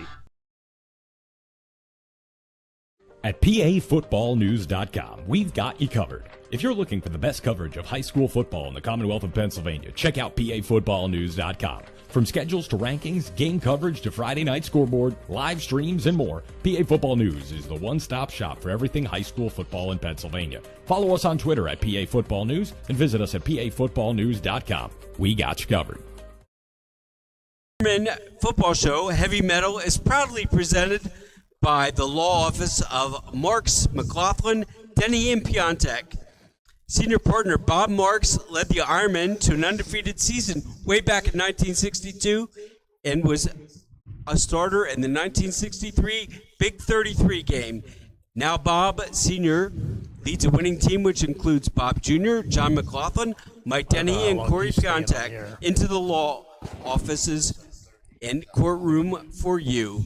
The firm can handle all your legal needs: real estate, estate planning, orphans court practice, and the 3 C's: civil, corporate, and criminal defense. The law office of Marks, McLaughlin, Denny, and Piontek is at 42 West Market Street in Danville, right behind the Montour County Courthouse. Call 570-275-3411 for a consultation. Again, that number is 570-275-3411. Welcome back to Heavy Metal. I'm happy to have Billy Splain here with me. Yeah, trying to figure out how to put it all together. I was trying to think about it on the way in. The Heavy Metal PA Football News. PA Football News presents the Heavy Metal Ironmen show. How's that sound? That sounds wonderful. In the state of PA football. Yeah. That was a funny might name. say Heavy Metal, even though Danville's the Ironmen, but anybody who has ever played football takes a lot of metal. That's why it's spelled that way. You know what's ironic, though? Go back to the other metal. Carl and I grew up right around the corner from a machine that every day you just kaboom, at the forge. Kaboom, ACF, kaboom. right? So we grew up around metal. So you should be used to working around metal and iron. Yeah. Good times, man. You missed the hammer. There was a thing on Facebook the other day. Well, you got one on the There was a helmet thing now. on Facebook. Yeah, there was a thing on Facebook the other day, and somebody said, "What do you something that you missed from the old days?" And a lot of people said the hammer. The hammer, without and the doubt. and the whistle. The whistle, yep. Yeah. Yeah, Charlie, we used to have the Berwick Forge and Fabricating next to Crispin Field. And back in World War II, they made tanks. Okay, yeah. The Stuart tank. We were and they actually on made railroad Hitler's bomb cars. list. Back in the day, back when George first started, back in like 71, 72, 73, we were playing Saturday nights. Yes. And you would look over at the forge, over the wall, and all along the top of the forge, all the guys took a break for 2 hours, and they went up and watched the football game on top of the forge. Remember that, Carl? Oh, yeah. That's an honest Do you know what I truth. remember most about looking down at that wall at the forge was? The old circular clock with the winding arm. I think that screwed us over a few times, especially in 75. No, the clock, he was always ready. All the guys on the 75 team said that the clock ran out. Yeah. Yeah. Scored on the A lot of last play to football win memories. 15-9. So Yeah. it happens. It happens. It was funny. But, you know, they're the places and the things you remember about high school football. The other night walking into Crispin Field, it's like you walked into a cathedral of football. It's like walking into Wrigley Field or Fenway Park in baseball. When we did our season roll about it. coaches cookout over across the way, all the schools that came in went over. They asked if they could go over because they wanted to go inside the stadium and check it out and see what Berwick football was. Well, you have all these stadiums now that are multi-use stadiums. You know what I mean? Mm-hmm. And Berwick is still the wall around it, the bleachers. You have the field house. You walk in, the office is there, the locker room's right there. You got the weight room. You walk out the door, you got a grass practice field in 10 feet. You walk out the other door, you're right onto the game field. It's set up for football. It is. And you can't take that away from it. And Coach Curry made that there and designed it. I shouldn't say designed it, but it's built his way. Yeah. Football. Well, everything's George's way. Now, the other night, like we were saying earlier, was part of Mulberry Street was dedicated to George's memory, called George Curry Way now. So, and all the people, well, it was always George Curry's way or the highway. I just got such a kick out of hearing that because George was such a legend, and everybody in this state owes George a debt of gratitude for what he's done for football and For sure. for Charlie, kids. on and that for subject, kids. do you have a favorite high school stadium? Yeah, that's Favorite a great, high great school? Well, I've seen a lot of them. There's Elder High School in Cincinnati, which is, I think it's called the Great Pit. stadium. I've been there. It is a great place. God, I've seen some Valdosta. I've seen games. I've coached in that stadium, but where the Blazers, not the Blazers, Wildcats play, their high school team, and that's a great place to see a game.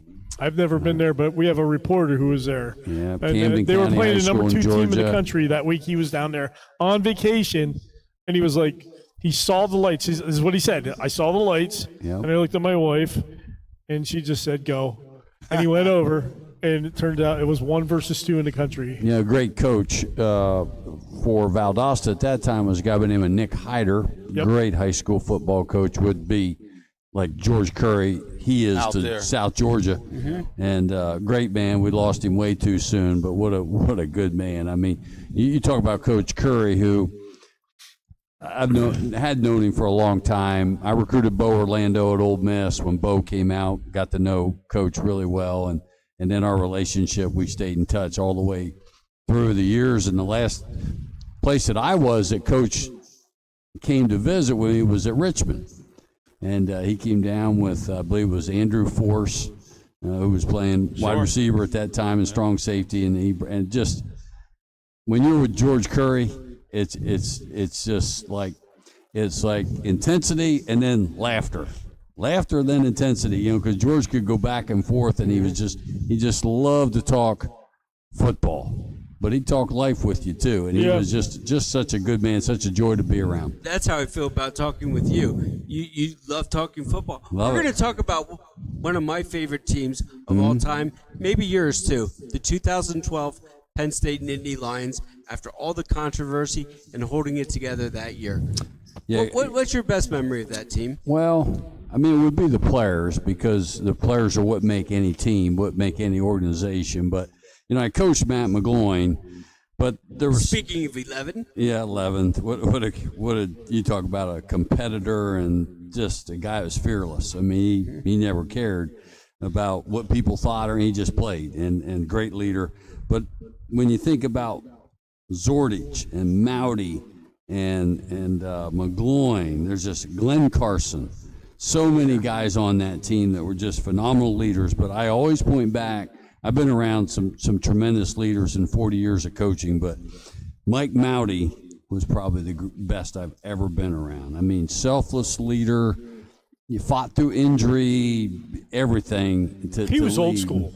Old He school was old guy. school. He was mean. Like, you would not be surprised to see him have that big collar on there, the way he played football. He was. He was good. What I remember is, I believe it was Mike when he stood in front of America. He said, "Not one man built Penn State. Not one man's bringing it down."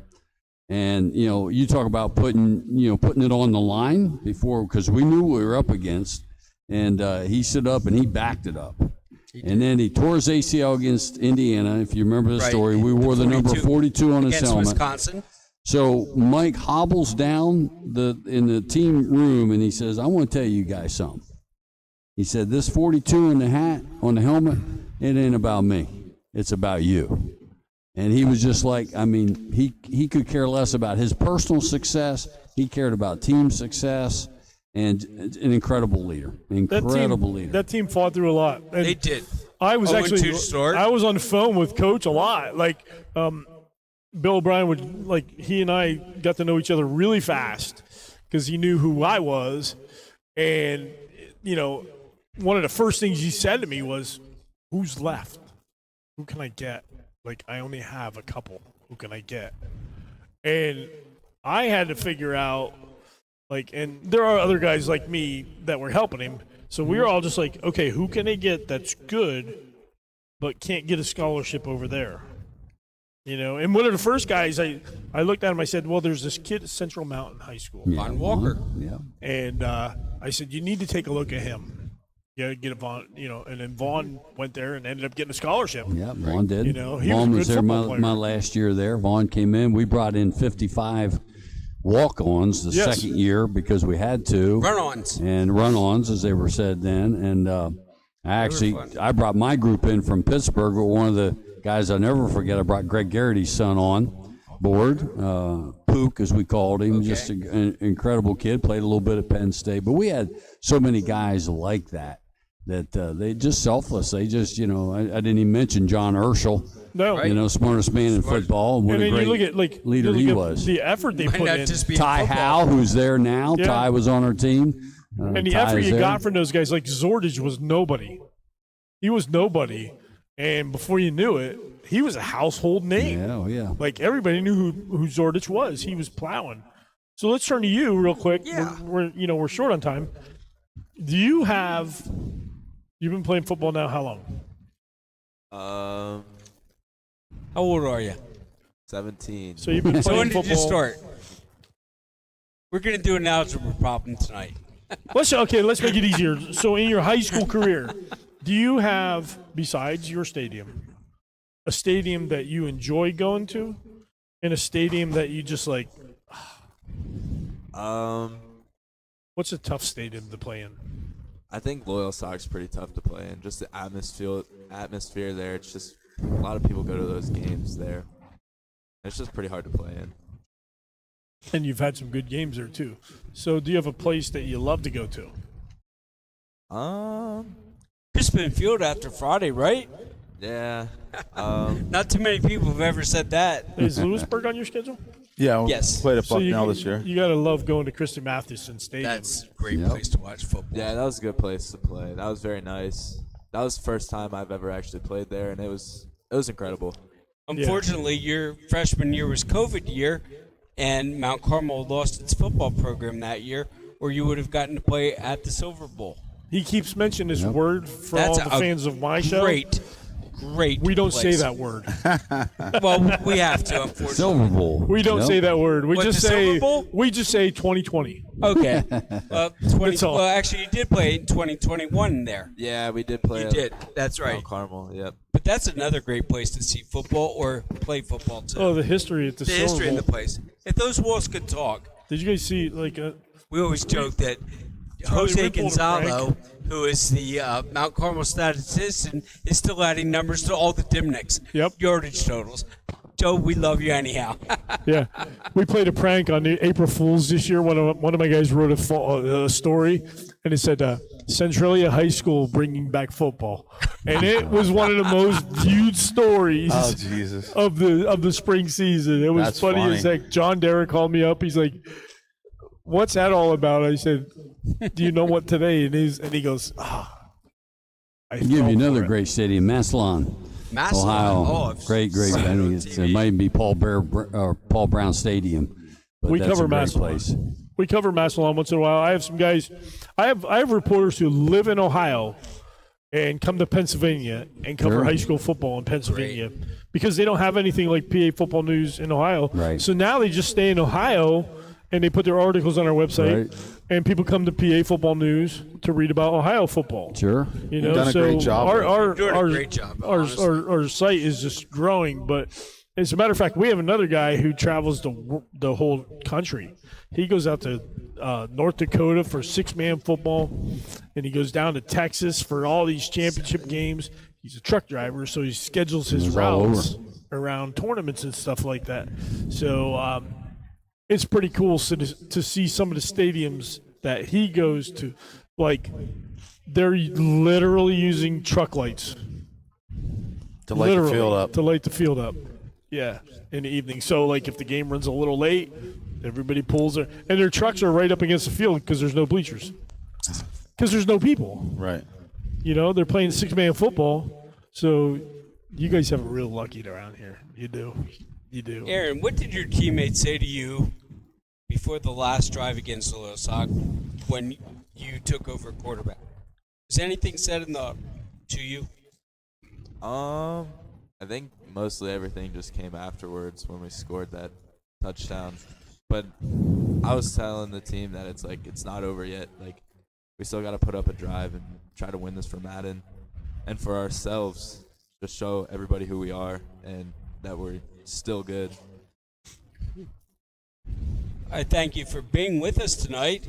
Thank you to Billy Splain for being on Heavy Metal, or Heavy Metal presented by Pennsylvania Football News, whichever you like, Bill. I don't know how we're going to Sure, as long as we do the it. Heavy Metal Ironmen show presented by PA Football News That works. I'd in like the to state thank, of PA football. I'm going to thank our generous sponsors on my part. All right, and I'm the going to go to Danville commercial Family and thank Center, mine. where we're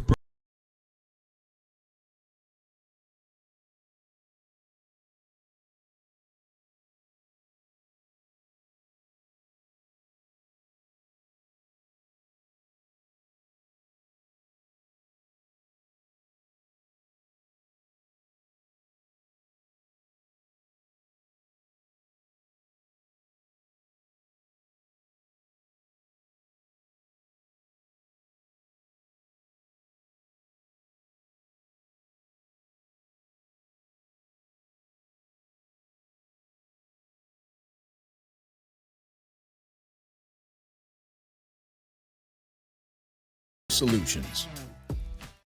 My name is Carlos Bradley. I'm a former NFL player and currently chairman of Safer Sports. What is Safer Sports?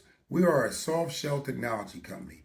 Our product, the Safer Helmet Cover, has been tested at Virginia Tech Helmet Lab and is proven to reduce the risk of concussion by as much as 77%.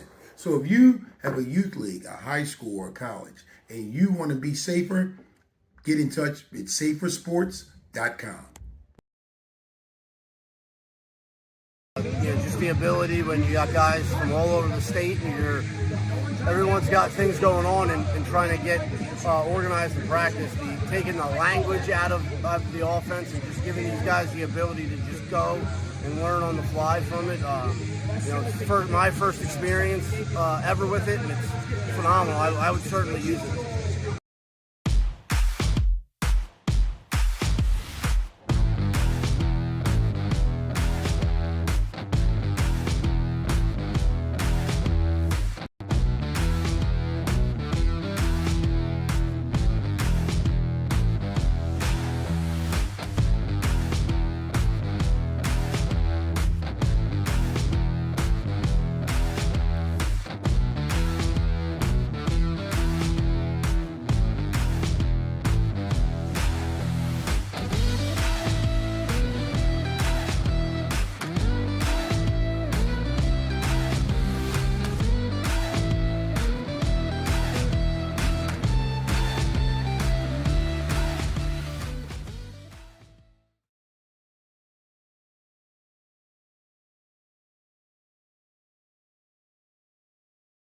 Doing a great job.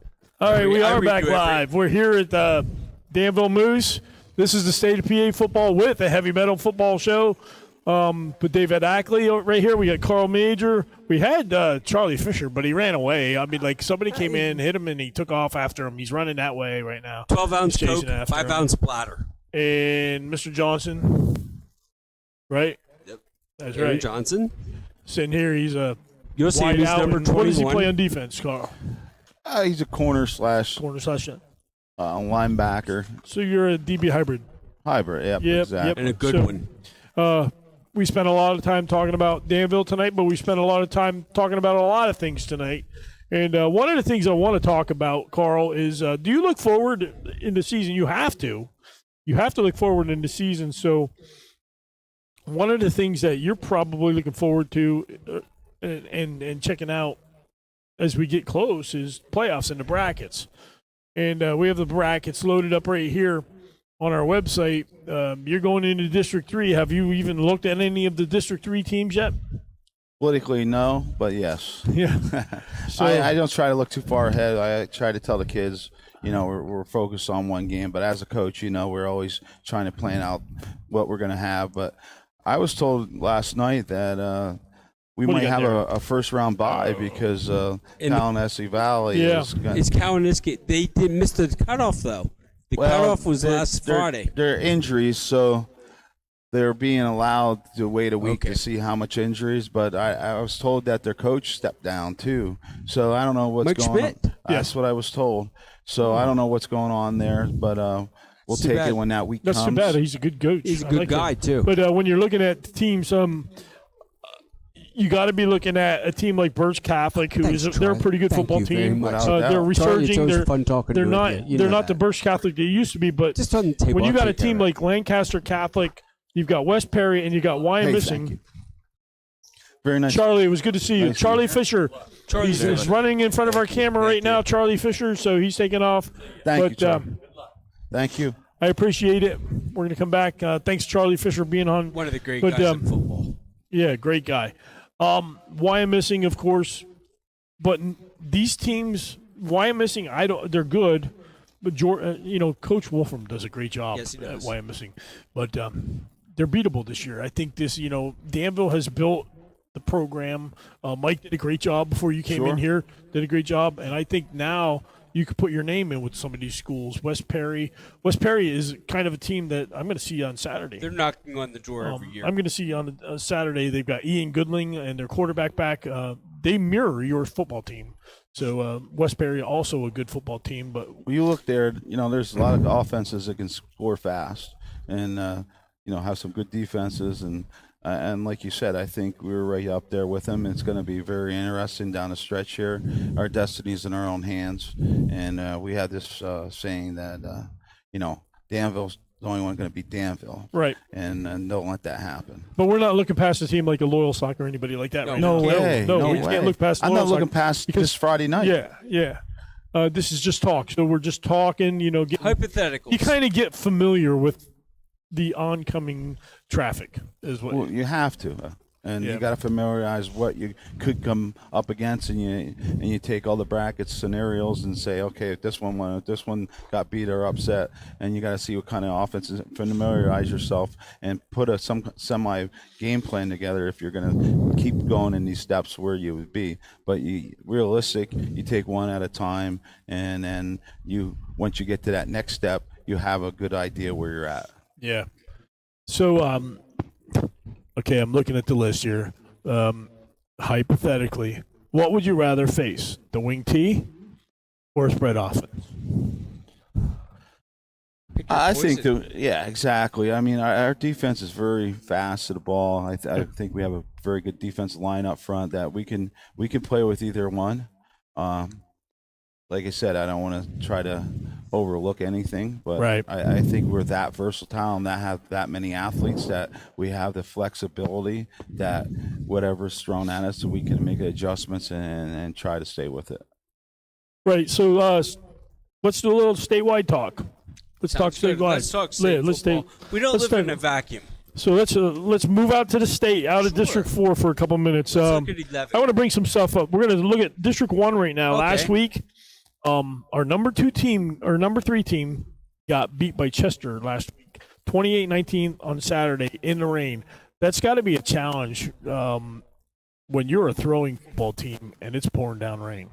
And I said to these guys in my offense defense, you look at the teams that win state titles, it's all fine and dandy when you're throwing the football in summer and August and it's nice and sunny. But when you get into November, December, and the wind's blowing, the snow's blowing, it's icy field, you got to be able to run the football. And you got to be able to stay with your blocks. And I'm a firm believer on when you get into November and December, you have to run the football to be able to throw the football. Another team I'm going to mention later on. I'll talk about that. But in District 1, some big games coming up, 6-2 Upper Dublin and 8-0 Salterton. We have that game covered. Another big game that we have covered, Garnet Valley and Marple Newtown. Great football programs right there, but it doesn't get any bigger than this down in District 1. CB South and CB West. That's a big one down there. That's a huge game. Downingtown East plays Coatesville. These are all teams that are ranked in our 6A or 5A rankings. Plymouth, White Marsh, and Wickenham. Last week in District 2, Delaware Valley, they opened up with a juggernaut of a schedule with with Selinsgrove. Yeah, Selinsgrove, and then they went to Harrisburg, and they opened up with a couple losses, but they're back on track. They beat Valley View last week, who you're familiar with, Valley View, and Valley View is a good football team. It isn't how you start, it's how you finish. That's right. Scranton Prep beat North Pocono. This week, the biggest game in District 2 is, of course, Southern Columbia at Wyoming area. Right. So we'll be talking about that one later on. And again, we at the Black Diamond will be there. Yep. Our Dave Ackley and Casey Savitsky will be there. Yeah, they will. In District 3, District 6, Harrisburg beat State College. Both were on our honorable mentions. A big game. It may not seem important, but Hershey beat Mifflin County. And Mifflin County played Milton Hershey 2 weeks ago, and it was a scoring shootout, and they won. Mifflin County, of course, is trying to rebuild their program and get back up to where they belong. So they're playing down right now, but I think Mifflin County is coming along really good. They had a good game with Shikellamy in week 2. They did. How about that Shikellamy Bloomsburg game last week? Boy, what a tremendous game that was, huh? Yep. That was a great game. I'm going to give a shout-out to my old teammate. How about Berwick against Shikellamy? Rob Sock. And 83, he saved it. Bust right through, Bust right through. I can still see Rob Sock's helmet going. Yeah. I could still see his helmet go flying up in the air. Yeah. That was crazy. Here's a game that I'm looking at in District 4. Troy Loyal Sock. Yeah, I'm going to be. Listen, Troy has a. I played them last year. They're a good football team. I'm telling you, Troy has a big football team. They have a big line. I'm telling you, you might see. Jim Smith doesn't do many. They fancy have a things, very but good they football do team. They're a very good program. Yeah, they grind the ball. They're going to smash it in your face. They're a good football team. They got a good coach, and they ripped us apart last year. Of course, Troy is ranked also in our rankings. We have them ranked 5th in 2A, and they're worth every minute. They're a good football team. They should be. Another game I was going to in week 11 also. Yeah, I'm sorry, week 10. Week 10. I'm used to the old last week of being week 11 from the old days. I'm sorry, I'm a dinosaur. But in week 10, Canton Troy, that could be. I'll tell you another game coming up down in District 3. East Penn having a great year. They play Susquehanna Township. But the big game this weekend, I think, down that way is Trinity at Steelton High Spire. That's a huge, huge game. Single A versus double A, of course. But Trinity was on fire last year, much like Executive was. They went to the state semifinals. They went to the state semifinals, but this year Trinity seems to be kind of struggling a little bit, like maybe that sophomore jinx or something like that. Whatever. Another game in District 4 that has me all over is Canton 8-0 at Milton this week, 7-1. That's a big game. That's a very big game. That's an interesting. All the big games are in Central PA this week, by the way. Not on purpose; they're just happening. So that's a big game. Of course, you guys, Danville has Hollidaysburg. Bashir at Jersey Shore. I'm going to go to that game, I think. Did they find referees? We'll have. They did. Oh, good. And then another game that's intriguing is Juniata and Line Mountain. 5-3 is 6-2. That's an intriguing game. Out in District 5, we're going to talk about District 5 real quick. Northern Bedford, Gary Black does a great job. That's a school that's in the middle of nowhere, kind of like a Northwest. And the kids that are there are the kids that are there, and that's it. Right. And he does a great job. He's in touch with the kids. He's a really good guy. Very involved in the community, and I think that's important for a football program. Gary Black and Northern Bedford had a comeback from behind in the last minute of the game, 35-34 over North Star. North Star is 6-2. They're a good upstart team, too. Here's the surprise, though. And I'm not going to go with the whole Catholic thing versus public, but this is what I say. Things go in cycles. So last weekend, Chestnut Ridge 50, Bishop Guilfoyle 43. Guilfoyle, of course, has been to the state championship many times. Now they have 4 losses this year. Wow. Things go in cycles. I don't care what anybody says. Everybody has the same advantage. You have the football players. You have the knowledge.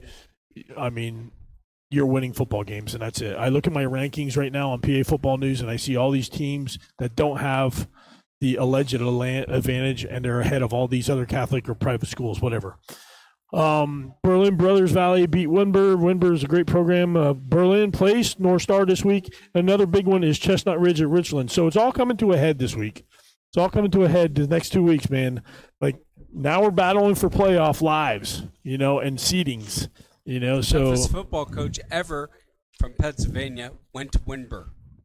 Frank Cush, Arizona State. Yep, Frank Cush. I knew that. I don't know if I should open this can of worms or not. He was tough. I disagree with you with this Catholic schools and public schools. Me too. Okay? Because how can you go out and play in the same state final game where a school can go and recruit anybody they want from outside the state and come in and play against you, and you have to have kids like we had this year, somebody transfer in and had to go through to make him eligible, which he did. But if your parents paid taxes and they can play in that or make a different league, you should be able to move to whatever school district you want to for any reason, for anything you want to do. And I'll probably get in trouble for this. But, don't you always? But I feel, just like in the 80s, we didn't recruit at Berwick. Berwick recruited. People came to They there. came because Berwick was on national, just like Southern. And we talked about that. We thought Southern doesn't recruit. Right. Southern, kids it's move a there. program. But it's also the a difference mobility is, issue. So the difference is here's why I say I disagree with it. You have something that those teams don't. These kids all grow up together. They have a unity. But why are they always in the state have a finals? feeling. Because they got the best of the best. How and you can bring them in. Last year, a team was in the state finals in AAA. I'm not going to say who it is already, but they played Danville the year before in the quarterfinals. They lost 20 of 22 starters and were back in the state finals, and not one of those kids was on the roster the year before. There's something a little fishy about that. I'm sorry. Yeah. There are your pockets, but I do, we're not going to spend a whole lot of time on this. I think I can shoot. I can show you different ways to look at it because I can show you for everybody. I can show you ways that say, if I look at my rankings, there's only 6 Catholic schools in my rankings right now. Cyclical. It's cyclical. This is a story that's going to go and we're on catching forever. up. It'll never happen. Wrestling also, and I see Becca, and I see Notre Dame Green Pond rising to the top, where the public schools are getting squashed, and they're not. I'm going to say the name of one school when we go off the air, and that'll change the whole thing. But anyway, so that's all right. We can talk about that another time. We don't want to take every so some more games out in District 6. River Valley plays United Valley. United Valley having a great season, 8-0. Of course, that's a merchant. The old Blairsville? Yep, that's right. They are the old Blairsville. Clearfield in a huge battle with Central. Central, of course, doesn't have Hohenstein, who broke all kind of records that just got broke. Mm-hmm. So by Andrew Irby and Alex Irby. Congratulations to Alex. And this is funny because I put this game down to mention tonight on our show. West Branch is 4-4. They play Mo Valley 5-3. West Branch is the best 4-4 football team I've ever seen. And Carl, you know how this goes. They just couldn't find that gear, that they were missing that one thing. And they're a very talented football team. And 5 weeks ago against Claysburg, they almost won. But they found something in the second half of that game, and now they are just burying opponents. That's all it takes, that little cog to click. You got to find that little thing. So District 7 is kind of quiet this week. Avonworth over North Catholic. Avonworth, I brought that up because they're both 3A teams that maybe Danville will see in Cumberland Valley someday. Cumberland Valley. McKeesport beat Gateway 38-28. The big game out there is Southside at 8-0 versus Union area 7-1. Union, of course, played Steel High last year in the championship game. The District 8 City League Championship starts this weekend. Tomorrow night, Paratraditional at University Prep. And then Friday night. Paratraditional, right? Yeah, we know the fridge. And Taylor Allardyce at Westinghouse. District 9, Red Bank Valley, all over Port Allegheny. They showed who the boss is out there last weekend. This week, Cameron County plays Otto Eldred. Red Bank plays Brockway, which is going to be a huge game at Brockway this weekend. Phil Protime will be there for that game. And then Farrell beat Sharon last week. Oil City and Titusville is the biggest one there. Monoid area and Tri-Valley in District 11. Williams Valley over top of Marion Catholic in a low-scoring affair. Both Onspach and the Marion Catholic running back were spectacular. They just couldn't find the end zone. I mean, they rushed in the game. I think there was over 500 yards of rushing between the two teams, but they couldn't get in the end zone. So, great game there. Schuylkill Haven, got to keep your eye on Schuylkill Haven this year in 2A. 28-21 over Penn Argyl in a downpour up on the hill in Penn Argyl. Mike Farr does a great job down there. He's a guy that you should talk to, Carl. You could learn some things that even I've learned from Mike Farr. He's just, if you want to be the ultimate football coach / football dad, Mike Farr is the guy to talk to. He's just that a great kid named guy. Jason Killian about 3 decades ago, though, too. Yeah, the football player day. And, actually, that running back is the reason why we have 2 East West games. Yeah. Mike Farr is on the PSFCA board, and he said, it's a shame I got this guy that doesn't get chosen for any All-Star games. We got to do something about that because he wasn't in a big school. So now we have 2 All-Star games. And then finally, in District 12, they have a huge game. Minersville at Schuylkill Haven. That's an enormous game this week. Yeah. Huge game. St. Joe's Prep beat Father Judge. Roman Catholic has LaSalle this week. And MLK with West Philadelphia. We are running out of time. I have one question for you before we do. What do you think of the Coudersport Bucktail game this week? Go Bucks! That's what I was going to say. Go Bucks, man. I love everybody. I was thinking about that. Go Bucktail. Renova. Yeah, go Bucktail. It's actually one of the most picturesque stadiums you can go to in the fall, too, right now. Beautiful Farwell. And I was just like, oh, do I want to go to Bucktail this weekend or not? Yes. That's a great. So, what happened there is Bucktail was in District 4, of course, but District 9 is so spread out and the schools are shrinking so much. There are so many non-competitive schools. District 9 did the right thing. They created a competitive and a non-competitive league. And the teams chose which league they wanted to be a part of. And so what they did was they took some smaller schools that were struggling, like Coudersport and others, and then Bucktail said, hey, we want to be in this league. And District 4 let them go because, you know, they were getting plowed down here. So they left them go out in this league, and now Bucktail's 5-2. I mean, come on, man. The smallest school you got to give it to those kids at Bucktail because every year they have the smallest team on the field, the least amount of guys, and they said, come on, smack us in the face. We'll take it. Come on. They were like that bully on TV that just, like, gets back up. What was it? Like Rocky, like Rocky 1. He just kept getting back up and getting hit again. Yeah, that's right. But that's Bucktail. I've been there. Yeah. Great. It's a wonderful story for them, 5-2. Sure and, you know, being a 5-2 team, they might get some kids to Actually, come out. they're 5-3. Or 5-3, yeah. They had 2 losses to Swale Valley. Yeah. I think the other one was That's a Camp County. positive thing for the program. It is. It's a positive huge thing. It's awesome. They had a chance to go 4-0 for the first time in program history this year. And this is not the first time I've mentioned him on my program either. Oh, good. Bucktail. Good. No, I bring him I up try every to week, every man. week, too. I do too. I bring up Bucktail. I bring up the EPC South, how they just beat the daylights out of each other down there at Allentown Central Catholic and Parkland and Emmaus and all those guys.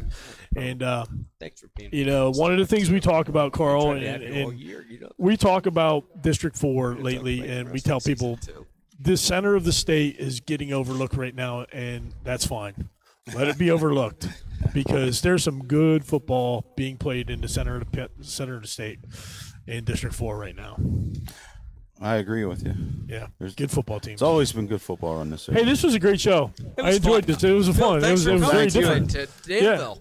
Yeah, had an opening, and I know David and I have been trying to hook up all year long to get on the show. Went very well. But it's a great night. So, hey, thanks for tuning in tonight. Next week's the State of PA football will be at another location to be determined. Actually, no, we're going to be at Parma Pizza in Manchester. And next week, we're going to have Central York on the show. We're going to have Eastern York on the show. Bud Kyle doing a great job researching Eastern York. And we're going to talk District 3 playoffs. Joe Gilloway is going to be with me from Legalstown Sports. So we'll see you next week on the State of PA football.